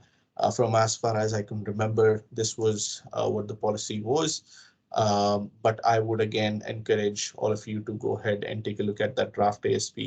Not only would that help you in understanding what those discussions back in time were, but will also provide us with framework for going ahead with some of the questions going forward. Thanks, Such. And to continue that question from Draper resident, are community gardens encouraged in the ASP? The community garden, I think, is a use. Again, like I said, that was done in 2020. It's been 2 years, so it's not right at the top of my head. But from what I can remember, there was a concept of community garden in the ASP. I do believe the municipality's process as well is there's a submission process that if you are a community member and looking for a community garden in your community, it's a lot of community, that there is a certain process that you can request that, I believe, within the municipality. Thank you for that question. So we'll allow some couple more seconds. If anybody does have any related ASP questions, after that, we're going to provide a very high level overview of land use bylaw, and then we'll also be opening up to a Q&A portion for that subject. Do just have one comment from James. Draper to us means a peaceful and quiet place to decompress after a long day. I take great exception to any form of commercial development in our peaceful area. Thanks for that comment, James. It's really good feedback for us to hear. Okay, Sach, if you want to go forward, we can talk a little bit about land use bylaw. Thank you, Megan. So on the subject of land use bylaw, once we decide our policy framework for the ASP, we can then take a deeper dive into the land use bylaw. Now, when we talk about land use bylaw, there'll be ideas like zoning or land use districts. We can also talk about site-specific regulations, which would mean, the height of the house, the width of the house, the ground coverage, how big can accessory structures be, and the number of dwelling units on a lot, what kind of uses are going to be permitted on the lot, what are the different lot sizes that we can have in particular zoning. All of these items or indicators will be identified in the land use bylaw. They're the subject of land use bylaw. So MDP is going to provide overarching direction for development of an ASP. ASP is going to identify some land uses, density, transportation networks, recreational opportunities such as parks. It may also identify development constraints or studies that may be required to develop that area. And then we will go into the land use bylaw, which will go into details of what kind of uses are allowed or what kind of uses may be discretionary in the area. How big can you construct? How many parking spaces would you want to have? How big of an accessory structure can you have? Number of dwelling units, how many structures can you have on site? All of these will be decided at the stage of land use bylaw. Now, because we are also in the process of rewriting the land use bylaw, there was one iteration that went to council in 2021, which the council sent back to us. We are going to be opening up that land use bylaw, and we will discuss all of those regulations with the community as well. Again, once we finalize the ASP direction. So it's just, like I said, it's a step-by-step process. We decide the high-level direction, then we go into specifics, and then we go into further specifics at the grassroots level and finalize the planning framework for all of Draper. That is all I have on the land use bylaw section. I can take any questions if you have on the land use bylaw sections, or pass it on to Megan. Megan? Thanks, Sach, so much. So if anybody does have any questions, again, feel free to raise your hands or put it into the chat. We do have a question we're going to ask everyone that's online, just in regards to engagement. And just before we get to that, I'm just going to, I see a comment from Andrew. Thanks, Megan and Sach. Every time I attend these meetings, I think of the very first planning document that I was introduced to when I was 3 years old. Oh my goodness. It was the fabled story, The Three Little Pigs. The moral of the story was to build your houses with bricks, not straw or sticks, safe, strong, smart, and risk-averse development. Good job, not as simplistic as the little three pigs or the three little pigs, but I can live with it. Thanks, Andrew, and thanks for being here tonight and providing your comments. We really appreciate it. So again, yes, if you have questions about land use bylaw, please feel free. I'm going to queue up Maureen. Maureen, we're going to be coming up very quickly in regards to any questions that residents on the line have about flood mitigation. But before we get to that, I did want to just queue up my colleague, Will. We're going to provide a question in the chat to residents, and there's something we always like to ask when we're doing engagement. There's different preferences in regards to engagement approaches and different comfortabilities of how people want to be engaged. And certainly with restrictions lifted, we're getting more comfortable with doing in-person engagements. So we're just going to put in the chat, and we would be happy to hear if you could comment back what your preference is. How would you like to be engaged? So this is for future. This is for the engagement series that we're orchestrating right now that will be coming back in May and June. Depending on availability, we may come back in the summer. If not, definitely continue this conversation in September. But we would really like to see everyone's preference. So feel free to put your preference at the chat. So there's open houses like we had last week that would be in person. Door-to-door visits are something that we've done in the past as well.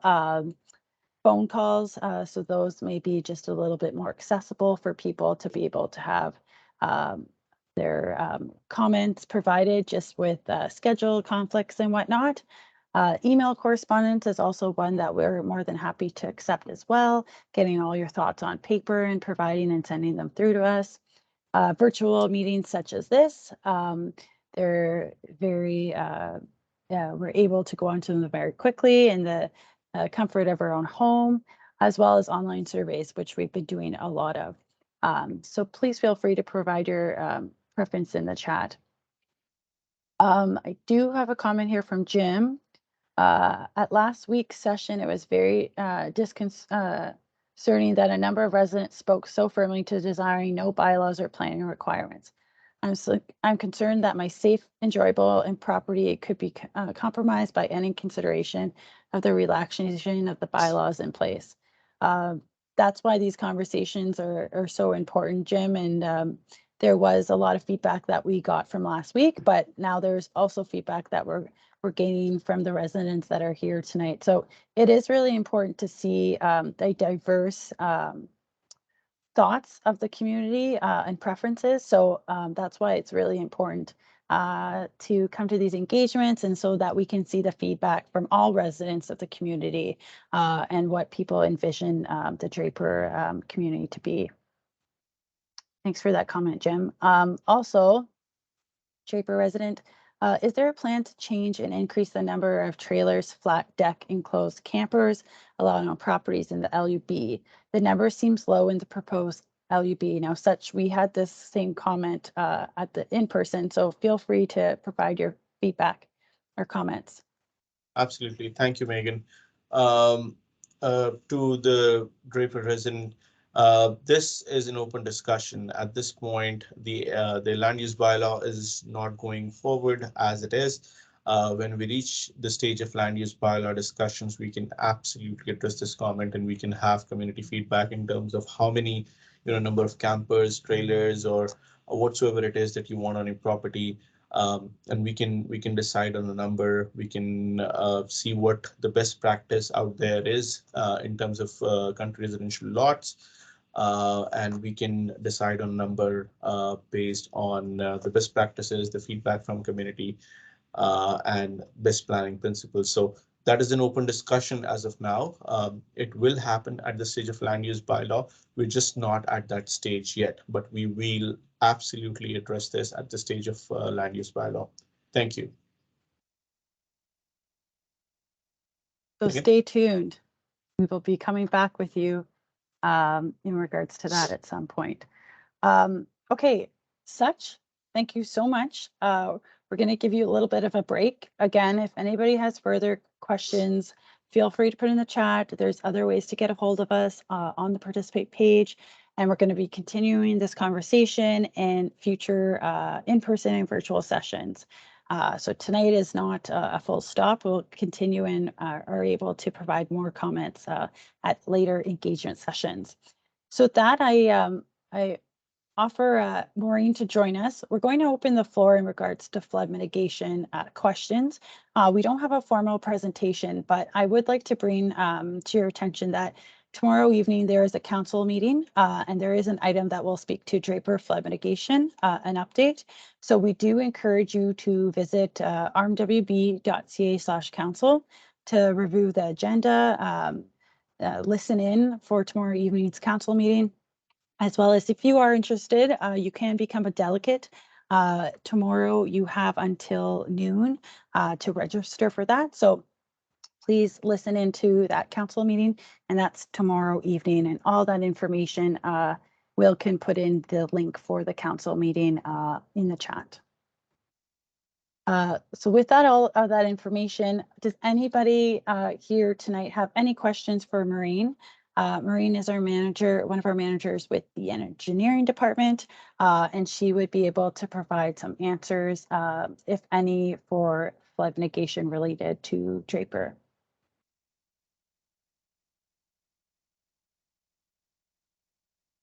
And again, you can provide those comments in the chat, raise your hand, or as well provide feedback at the participate email, participate@rmwb.ca.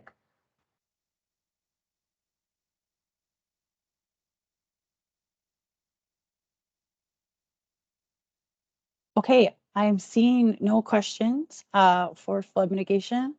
I'll give it one more moment. So what we can do, and we can definitely decide this as a group effort, there is availability for us to do breakout rooms. So if there is a question that you do have that you wanted to dive a little deeper into, or wanted to have an item that was specifically related to an item for your property, well, we can do breakout rooms if people are interested in speaking to one of our subject matter experts. All I would need you to be able to do is just in the chat say that you would like to be in a breakout room and which item you would like to discuss. And we can definitely set that up for you and have a more one-on-one conversation. Also, we're more than comfortable continuing the conversation in a group setting if anybody has any questions as well. I have a couple of comments now that I've been talking. Jim has a comment. I've read through the presentation. Is there a timeline for the flood mitigation Draper overall? Maureen, would you be able to speak to that? Question is there a timeline for the flood mitigation for Draper overall? Hi, thanks for the question. We do not have a timeline for Draper flood mitigation overall. And that's mostly due to the fact that we require direction from council on some things. So until we get that direction, it would be really hard to give a timeline for flood mitigation. And particularly if we were doing lot specific mitigation, it might take a long time to determine what people want and how that's going to look. So we don't have a timeline, and that is the reason why. Thanks, Maureen. And I believe what we would recommend right now is to definitely tune into that council meeting tomorrow to see if there would be any update provided in that presentation, correct? That's correct. But from the contents of the presentation, I don't think we talk specifically about timelines in tomorrow's presentation. We are expecting to make a follow-up presentation to council in the next few weeks after that, and there might be some more details about timelines in that one. Thanks so much, Maureen.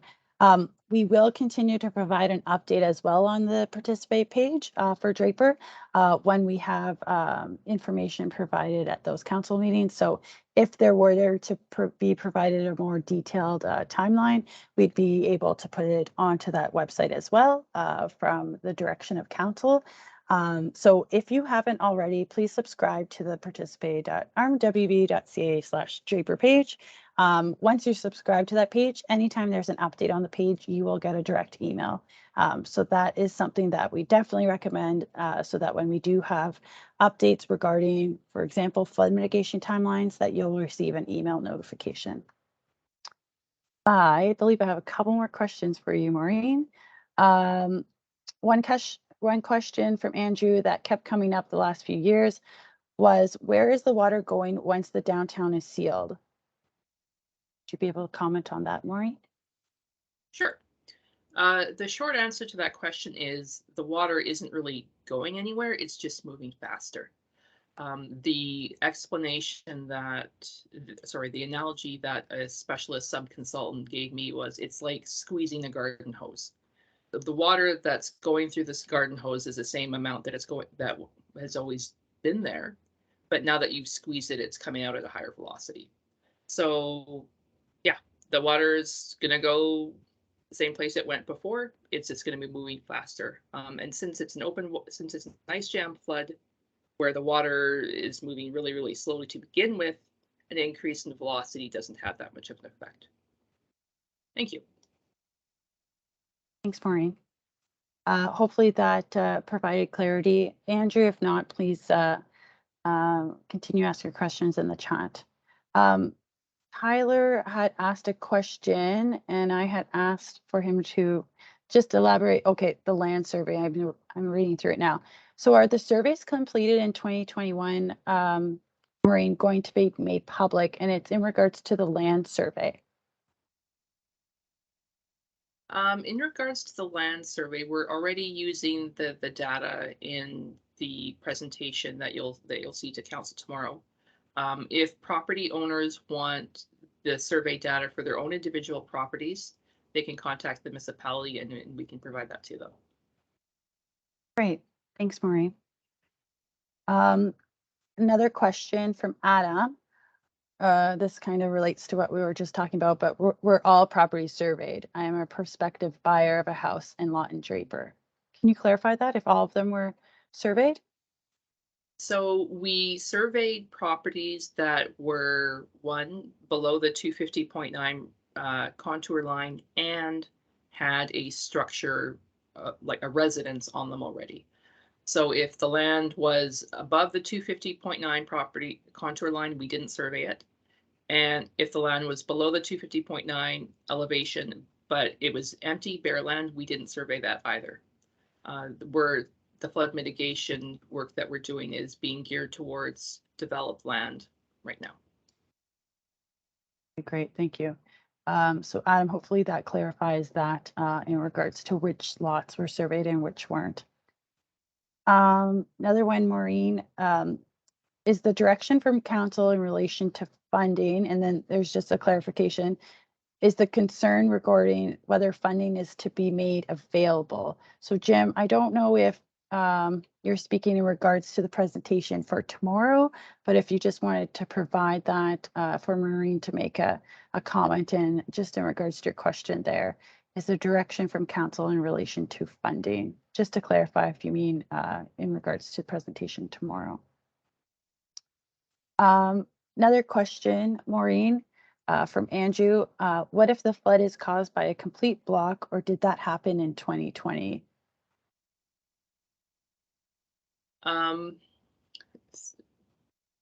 For Andrew, we didn't see a complete blockage in 2020. And if you had seen a complete blockage in 2020, I think scientists around the world would come to marvel, because then you would have seen all Suncor and Syncrude and all the sites would have had to shut down, because that's where they get their water from, the Athabasca River. We did not see a complete block in 2020. And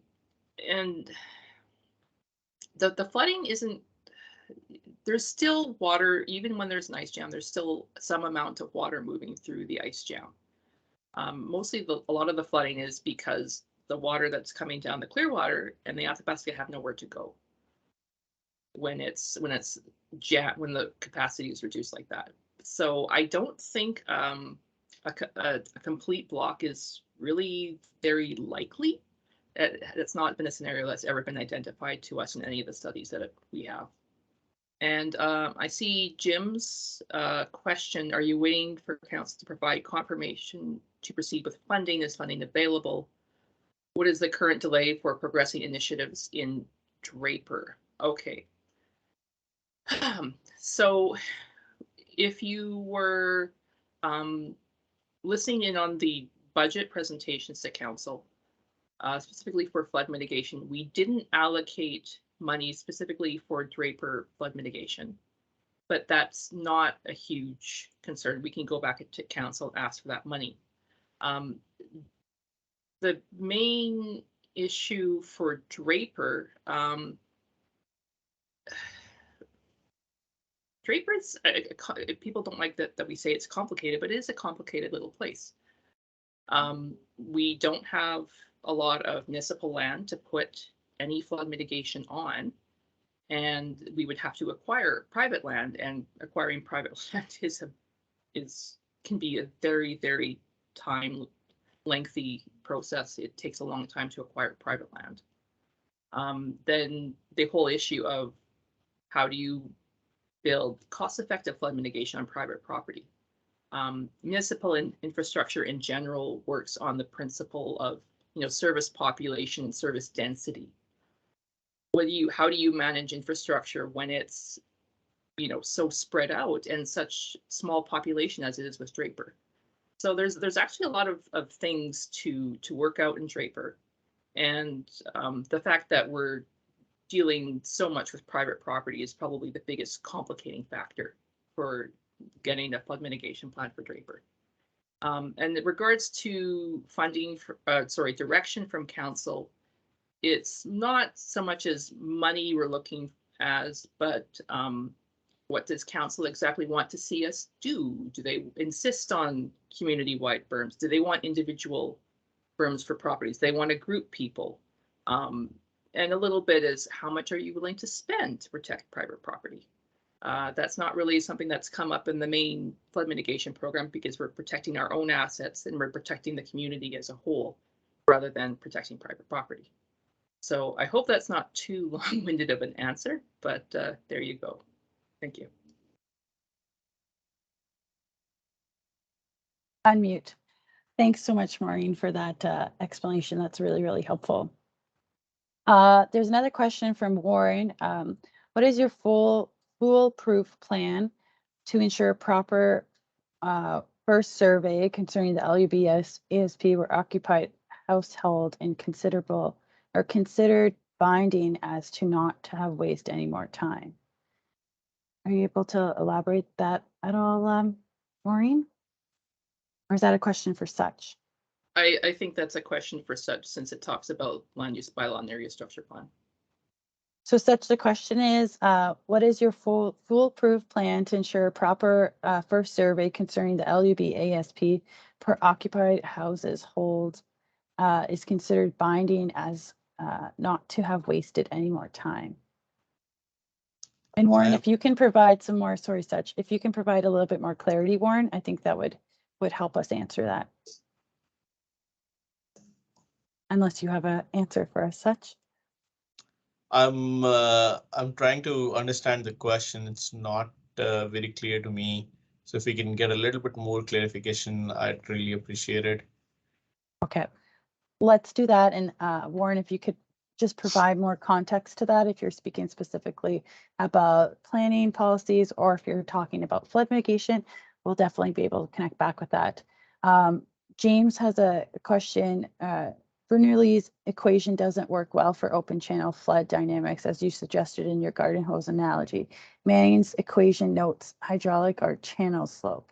So I'm going to just go back to Maureen if there's, I don't know if there's any clarity needed for that in regards to your analogy, but open to for you to clarify. So he's right. We're not using Bernoulli's equation for this. It is open channel fluid dynamics.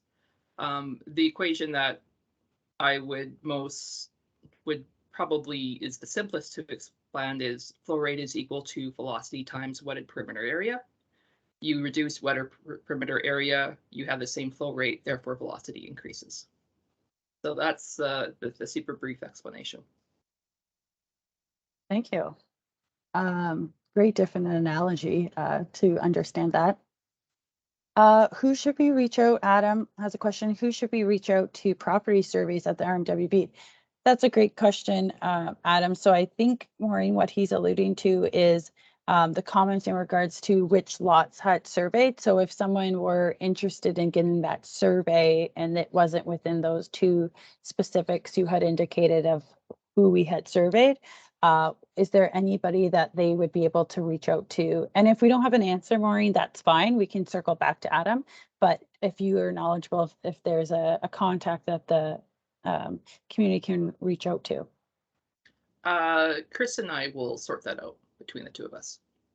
That should be Great. pretty quick. Thanks. Thank you so much. And Jim, will any flood mitigation plans or erosion protection also consider those properties backing onto the creek? Upstream approved developments have increased drainage to the creek, and we have seen a significant increase in erosion as results do increase velocity. And to Jim, just to clarify, you're speaking specifically in regards to the Draper community. But Maureen, if you wanted to provide some insight in regards to that question and the protection for those properties backing onto the creek. Yeah, so those properties that back onto the creek, they're definitely a complicating factor for providing flood mitigation for the area, because obviously we have to, so those properties that have that back onto the creek, they're going to need to have some sort of berming along on the creek banks. But is the lot big enough that we can put the berm far enough away from the creek to satisfy the environmental requirements? So that's a question for us. As for erosion protection from the creek, that's kind of a tricky one. Yeah, so theoretically, the upstream developments should have some sort of velocity limiting measures on their drainage so that things aren't, so that the flow from those properties isn't gushing down the hill at, you know, 1,000,000 miles per hour. But at the same time, water bodies move, creeks move, rivers move. We saw this in the 2013 Hanging Stone flood. Alberta environment isn't always interested in helping us keep water bodies exactly where they are. They're more inclined to let nature take its course. So that might be something that we have to work out in detailed design if that's what we end up doing for those properties. So I can't say that we can definitely do it. It would be something that we'd have to consider through the design process. Great. Thank you, Maureen. Not a full answer, but great explanation. And as I said before, ensuring that you follow that Draper page is really, really important, so that when we do have confirmation that Maureen can provide us, you can go onto that page and get an update or get an email notification. So thank you very much, Maureen, for providing that update and information. I do also want to note, if there are questions that you have going back to property surveys, you know, who to contact at the RMWB, we do have the pulse line. So that's always a great resource to start with. Our pulse line supports questions from residents all throughout the region. And what they're able to do is, number one, track the questions so that there is a ticket that you're provided, and that to ensure that there is a comment or an answer back to residents, as well as we're able to ensure that you get communicated to the subject matter expert specifically to your question. So if there is ever a question of how to reach out for a particular question, you can certainly contact Pulse, as well as you can contact the engagement team as well at the participate email. Okay, I don't see any remaining questions in regards to flood mitigation. Thank you so much, Maureen, for being here tonight and providing some clarity. I do want to provide opportunity. If there's more flood mitigation questions, please let us know. The May sessions that we'll be having for Draper residents, we do have an online as well as virtual happening in May. There will be different topics dependent on the current state of different projects and whatnot, but certainly flood mitigation is going to be one that we're going to continue on. In May, the council meeting that's happening tomorrow night would have happened. So we're hopeful to continue those questions coming in the May sessions from residents, and being able to correspond of any questions related to flood mitigation in future sessions. Thank you, Will. We'll put in the Pulse information that you can easily access for the information. Pulse line can be done via phone as well as email. I do also, I see Such's hand up right now, and we'll just get to him before I provide other comments. Such. Thank you, Megan. I think I may have gotten Warren's question, and I'll give you my version of it because I'm still not 100% sure about it. But I think what he's asking is what is our plan to ensure that the survey responses that the residents give us make it to the policies that we are going to be having in the MDP ASP or the LUB. So first and foremost, what I would request all the residents and encourage all the residents to do is take that survey and give us your response. The more feedback we get, the better it is for us. At the stage of ASP, when we were working on the ASP about 2 years ago, what we had done is we had invited the community again into Legion, and we had handed over everybody a survey paper, and they gave us their surveys. And we took all those surveys back. We did our calculations, analysis, entered it all into different Excel sheets, analyzed all the responses, and then we came back to community with the results, which is where we identified how many people or what percentage of people agreed to a certain policy and what percentage of people did not agree to that policy. What were the uses that people supported and what uses people did not support. So in terms of doing this as well, my the way I see it happening is once we come back with a set of questions for the MDP, we will present it to the community through a survey. I would encourage all community members to take that survey, uh, give us your feedback, and we will take that, analyze that responses, and come back to you with the presentation of, how many people support which policies. And which policies are going to be, making into the MDP based on the survey responses. And if there is a policy that the residents do not support, we will take it out. Or if there is an additional policy that the members ask for, we will craft it, we will put it in the MDP. And once we decide on those policies, once we have some confirmed numbers, we will then go on to the ASP and do a similar process, and then a similar process for the LUB. So it might be instead of one, it might be three surveys for three different projects, but every survey will have a significant impact on what is going to be written in those documents for the community of Draper. So my humble request to all of you is take those surveys once we craft those, and give us your feedback as much as possible. The more feedback we get, the better it is for us, the better it is for the community in terms of going forward with an aligned vision and a common thinking about the area. So that's my response to Warren's question. Megan, back to you.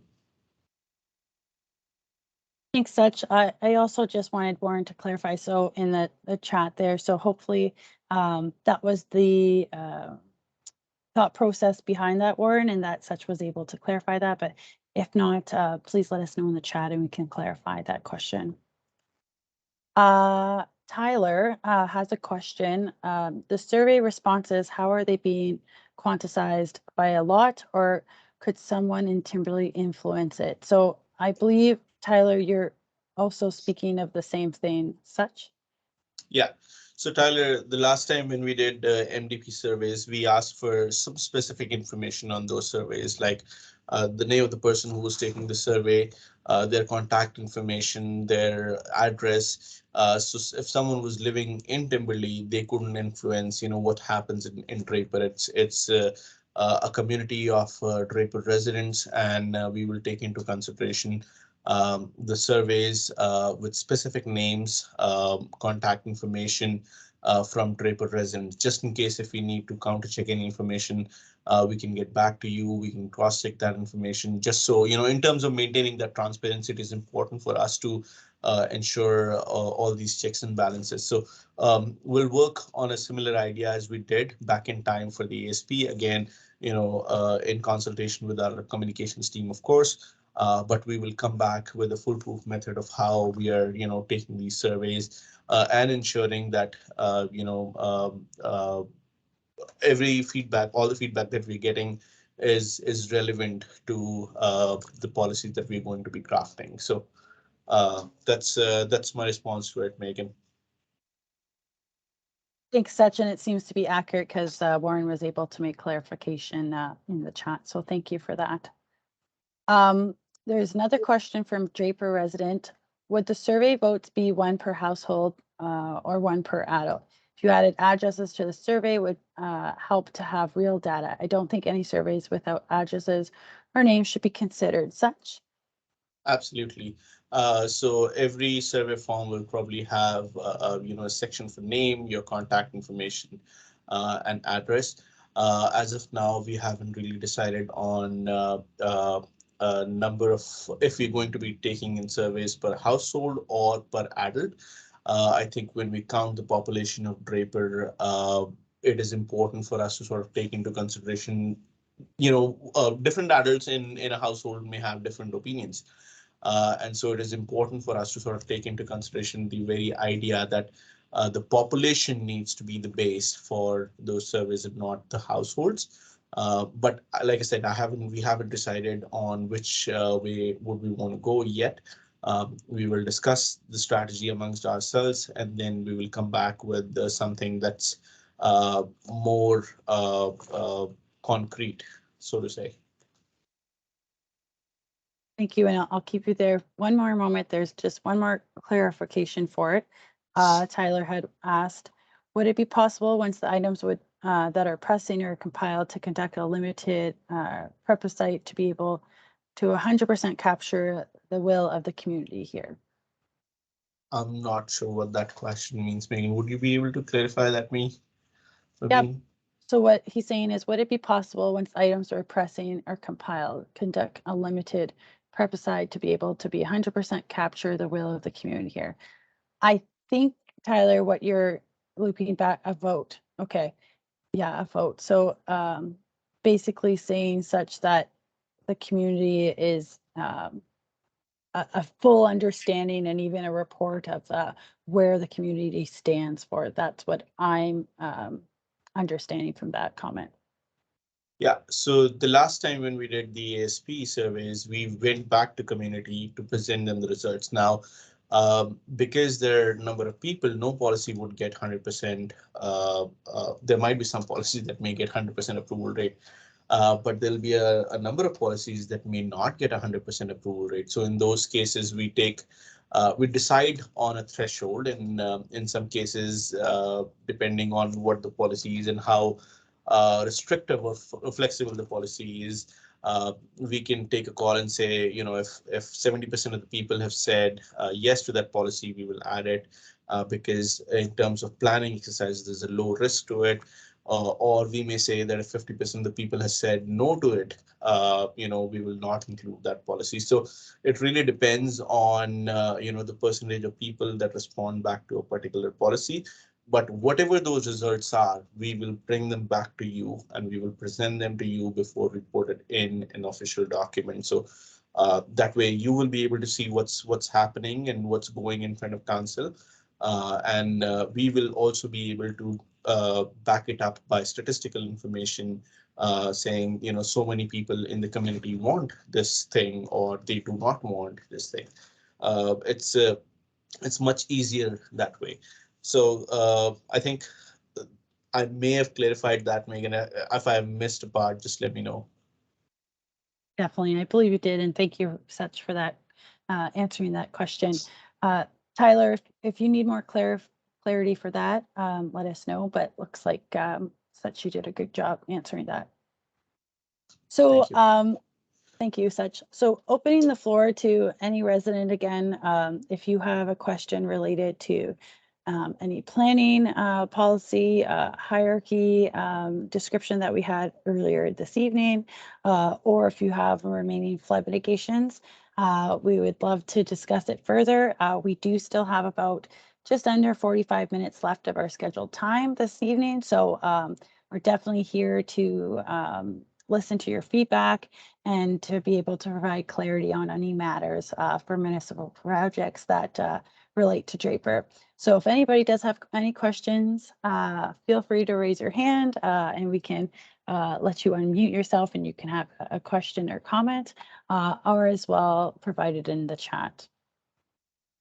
I did also provide the opportunity, as spoken before, that there are breakout rooms available. So if you feel more comfortable having more of an intimate conversation with one of our subject matter experts and diving a little bit deeper into a certain project, or have a very particular question you just feel more comfortable asking in a more private setting, just let us know in the chat and we can set that up with one of our subject matter experts, as long as you identify which project you'd like to speak of.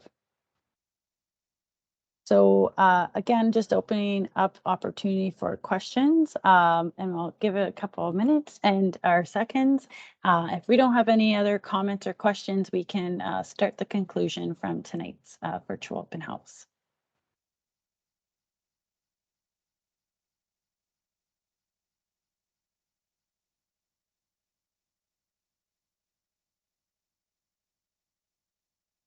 Jim has one more question here for us. Is there any reason as to why we derived from adjacent acreage developments such as Sapri? Why would we have similar land use bylaws and area structure plans such as in Sapri, with the exception of items particular to the floodplain? Such, I believe that's a question for you. Would you like to provide clarity to that? And thank you, Jim, for the question. Absolutely. Thank you, Megan. To Jim and others, Sapre and Draper are two different communities. Draper has some challenges, some concerns that Sapre may not have, specific to flood and slopes. One of the sides of Sapre, which is zoned as small holdings, is mostly area that has been in past or is affected by flood in one way or the other. And on the other hand, we have the hillside, which is where after the wildfire, some of these lots may have been experiencing, some slope issues. Sapre does not have those issues, and these two issues itself are big enough to be able to sort of distinguish one area from the other. Uh, a second difference in both of these areas is Sapre has a standard 2 acre lot area requirement through a specific bylaw. And in Draper, the minimum lot size, I think that is allowed through the land use bylaw is 5 acres. So you see, the kind of housing that you see, or the kind of development that you see in Draper could be very, very different from what you would see in Sapre. 2 acres is good enough land to sort of construct a house, maybe have a good yard, but there could be adjacent uses that people in Sapre may not be able to have, while people in Draper may be able to have because just of the bigger land size. So fundamentally, both of these areas are a little bit different. Again, concerns with floods, slope, and lot sizes sort of make them different from each other. I see another question, but Megan, perhaps it is, yeah, you go ahead and perhaps read that question to everybody. You're on mute, Megan. Oh, thought I would get away with just one tonight. Apologies about that. That's definitely a Maureen question. So Maureen will let you be able to provide. So Adam is a comment. Adam's asking, is it safe to assume flood mitigations for properties under 250.9 will come in the future? Or is it possible no support will be provided to the SH properties adjacent to the Clearwater? There's a second question, but I'll let you respond to that, Maureen, if you're able. So part of the discussion that has yet to occur with respect to flood mitigation in Draper is, if once the residents have a preview of what it could actually look like, are they still going to want it? And if you've taken a peek at the council presentation for tomorrow, you might have seen some of the photos. Berms around your property could be incredibly disruptive to your sight lines, to how you enjoy your property, to your views to the river. So it might be that a lot of people simply don't want it and they'll take the risk as it is. So that's part of what I was referring to, and I was talking about needing further direction from council and also from residents, whether whether what's possible is something that they want. And the second part of Adam's question is it possible no support will be provided to the small holdings properties adjacent to the Clearwater? I don't know that, I don't think we're going to be differentiate between the residents on the basis of how your property is zoned or anything like that.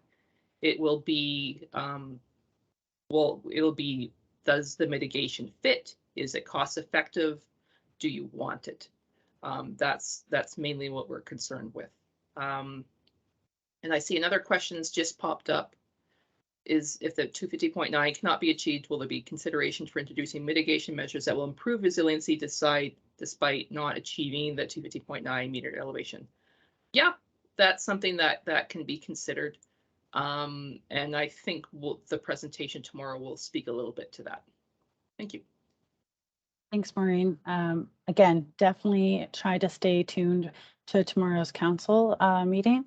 It is also made available on our YouTube channel, the RMWB YouTube channel. So if you're not able to tune in tomorrow night, will be accessible of the presentation in its entirety, and you can watch it at another time. But all that information, we'll just put it into the chat, the meeting portal for the agenda tomorrow, and as well, you can get all information about the agenda and council items at rmwb.ca/council. Thank you, Maureen. I do want to look back. Adam had a specific question, I believe, related to land use bylaw, such if you would be able to, it's more of a general comment, but I believe it would go back to land use bylaw. Adam's question is there a specific reason animals are not allowed in Draper versus Sapri? Such if you can provide any clarity on that. Absolutely. Thank you, Megan. So from a planning perspective, like I said, I mean, there's a fundamental difference between lots in Sapre and lots in Draper, with minimum lot size being 2 acres and 5 acres. Based on that itself, there might be some animals that may be considered for, on larger lot sizes. I mean, if you have a big piece of land, a good idea to use it maybe is to have some animals. I mean, that's what we see in a lot of rural areas. But because the area is in floodplain, it has its own restrictions as well. So primarily, I would say, the very difference between the fundamental difference between both of these areas is Draper has larger lot sizes, Sapre has smaller lot sizes, and that may be the reason why some of the animals may be permitted in Draper as of now under the current land use bylaw. But going forward, like I said, once we wrap up the ASB conversation, we will open it up again. We will open up the draft land use bylaw, but we can discuss what the ideas are surrounding keeping of animals in the floodplain in Draper. And if the community supports it, if it doesn't support it, either way, I mean, we can have that discussion and we can, conclude our argument based on whatever we hear back from the community again on best practices, all of those things. Thanks, Such. And just to provide another opportunity for that participate, Draper page is we do provide updates in regards to the land use bylaw. So if you are interested to see the motion that was provided last April at the public hearing, or if you want to have a further understanding of the land use bylaw and where we are with that project, you can also find that on the page. And if you subscribe, you'll be able to get notifications anytime we have an update for going forward of next steps for the land use bylaw. Thanks, Such. Absolutely. So it's now 8:26.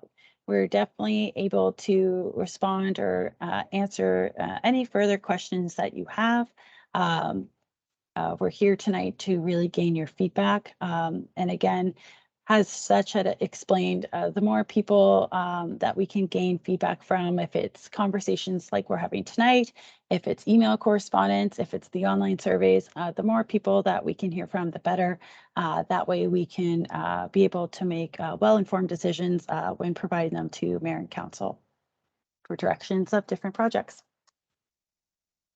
Again, any questions that you have, feel free to raise your hand, as well as ask your questions in the comment chat, or you can also provide them to participate@rmwb.ca. Again, after this evening, if you think of a comment or a question that you forgot to answer tonight, no worries at all. You can definitely provide that at the participate email. You can also go onto the Participate website and provide your Q&A on there, or save it for the next time that we're going to come to the community and have a virtual session in May.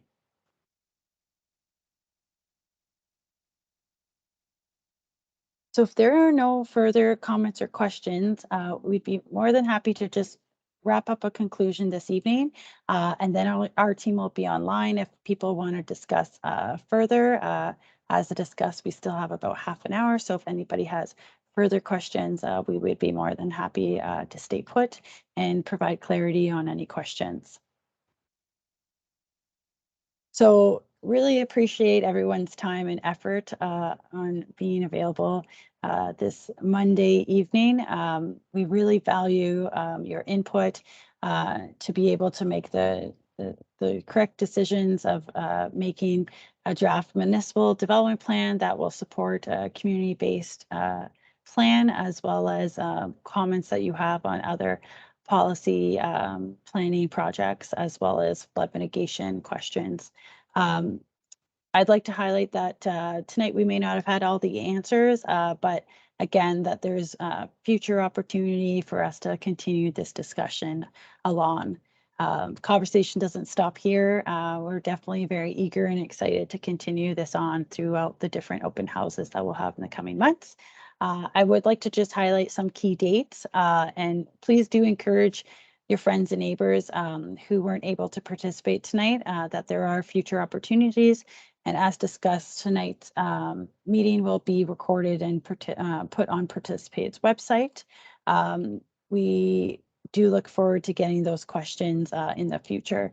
There is the in-person open house I wanted to highlight that will be occurring May 26th. As well as we'll be having another one June 22nd. The topics of those meetings aren't yet set, but again, those will be put onto the website closer to the date. That's the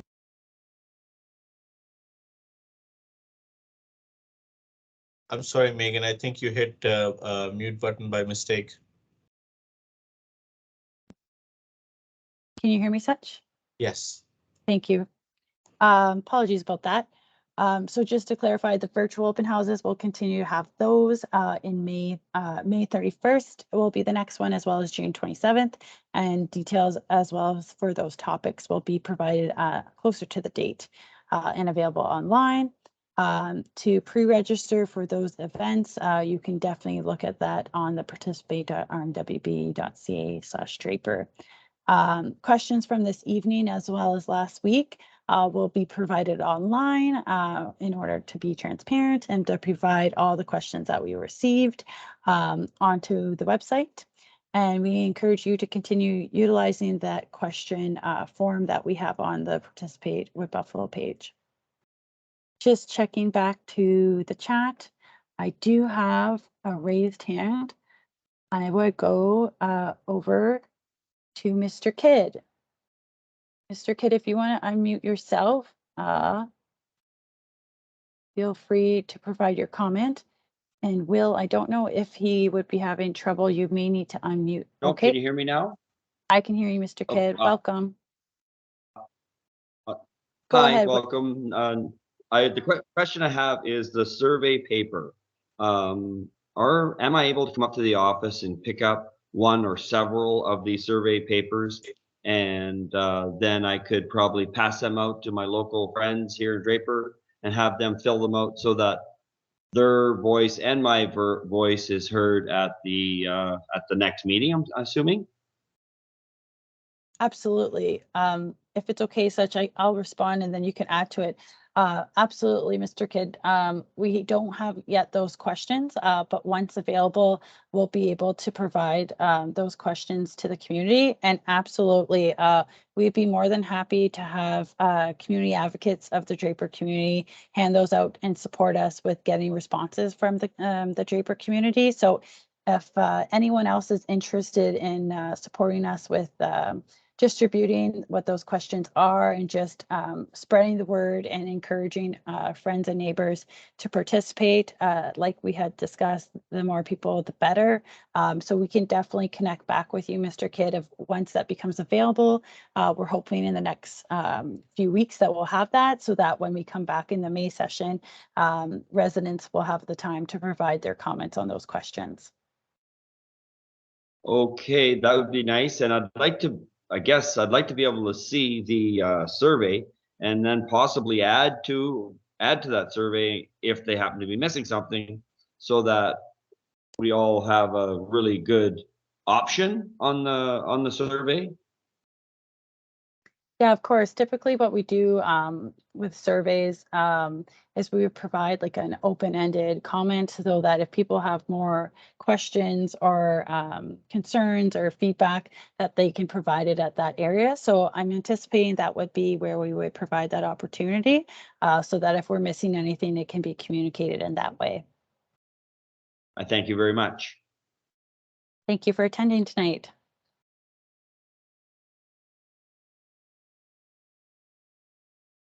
All right, everyone, I'm just going to go back to the chat and double check. I multitask. There is one more question before we conclude. Miranda had a question. For community egress for safety, is there consideration for introducing the rail bridges to allow for egress in the south end of Draper? These were removed about 6 to 7 years ago. Could safety get us to the Sapri and safely exit? Miranda, I don't know if we have a question, or I don't know if we have an answer to that question. But if you have any insight about that, or if there's opportunity for us to loop back to Miranda, please let us know. I'm sorry, Miranda, I do not have an answer to that question, but we can absolutely take it back and check with our public works team or with our engineering team as to what their plans are. But at this point, I do not have an answer for you, but we'll absolutely take it back and get you an answer on it. Thanks, Such. And Miranda, just to double check, if you would please provide your email, your most available email to the participate email. That way we can connect back with you and loop back with that comment and get you our correspondence.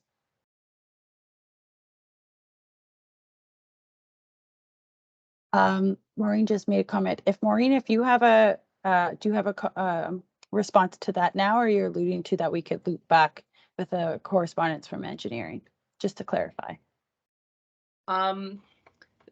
I have a Cliff's Notes version of the response. Okay. I believe the egress would have been looked at as part of the rural communities egress road project, and I think to the best of my understanding, the egress route that was deemed most feasible for a variety of reasons was the Saline Creek secondary egress road, which is now turned into part of Reach 11. So I'm sure they would have been aware of the old railway bridges, but for whatever reason, it wasn't deemed as a feasible egress route for the community now. Thank you, Maureen. Any more questions for this evening? Like discussed, we will have more opportunity to discuss future in the future, but if anybody has any questions, please let us know. And if you think of anything later this evening, please feel free to provide them in the numerous ways that we can respond to you. Andrew has a question in regards to legitimate survey should only be done between the residents and the planning authority. If you do not want to taint the planning process, encourage residents to complete a survey is good. Individual residents interjecting themselves in a survey is like candidates in election going door to door, collect ballots. Totally legal, correct? I don't know, Such, if you want to provide clarity on that, but Andrew, you're specifically talking about the MDP survey, just to clarify. And you can do so in the chat or feel free to raise your hands, but just to clarify, just your comments in regards to the MDP.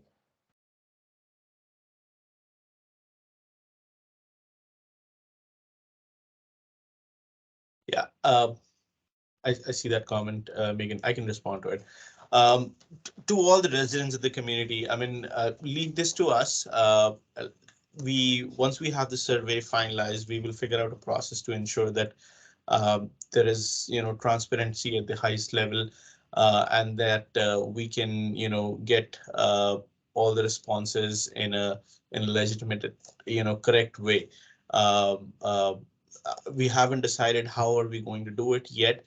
The last time we invited people, residents of the community to that open house, and we handed over surveys in that open house, and then the planning and development folks, like as in our team, went door to door to distribute those surveys and collect responses. We also requested members of the community to mail in survey responses. We also send them those survey responses on email. So there were a number of checks and balances in place the last time, and we will ensure at this time as well, we have all of those things built into the procedure. At this time, like I said, we haven't really decided on the process, so leave it with us. We will finalize it and we will get back to you on as to what those questions are, how we're doing the survey, and how we're taking responses. So give us some time on it. Thank you.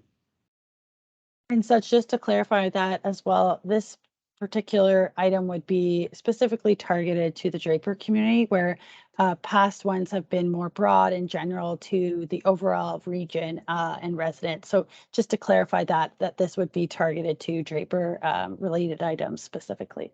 Absolutely. This new survey will only be for Draper community. We may have some, questions that we asked other residents as well, such as, if you agree to the goals and everything. But there'll be specific questions built into the survey that target the policies that we have in the MDP, so that we can get a one-on-one response from members of the community about the policies that we are putting in the MDP. So it'll be specifically crafted for Draper community, Megan. Thank you, Such. Just wanted to clarify that. And thanks for that comment, Andrew. All right, everyone. I know it's late and it's getting dark outside. So I'll give one last comment. And I did want to just add as well, we're so appreciative of the residents that have already participated in numerous surveys, numerous virtual open houses and engagement. Again, we really valued your feedback, and it's supportive of the direction of where the draft MDP goes, as well as there's opportunity for future projects. And we really value your time and being able to provide us your feedback. So with that, I would like to thank you again for being here tonight, as well as all of our team members of the RMWB that were here tonight presenting, providing clarification, and working the back end. Thank you, everyone, and we're really hopeful that we'll be able to speak to you really soon. And all that information, again, can be provided at or can be found at participate.rmwb.ca/Draper. Thank you, everyone. Have a great night. Bye-bye.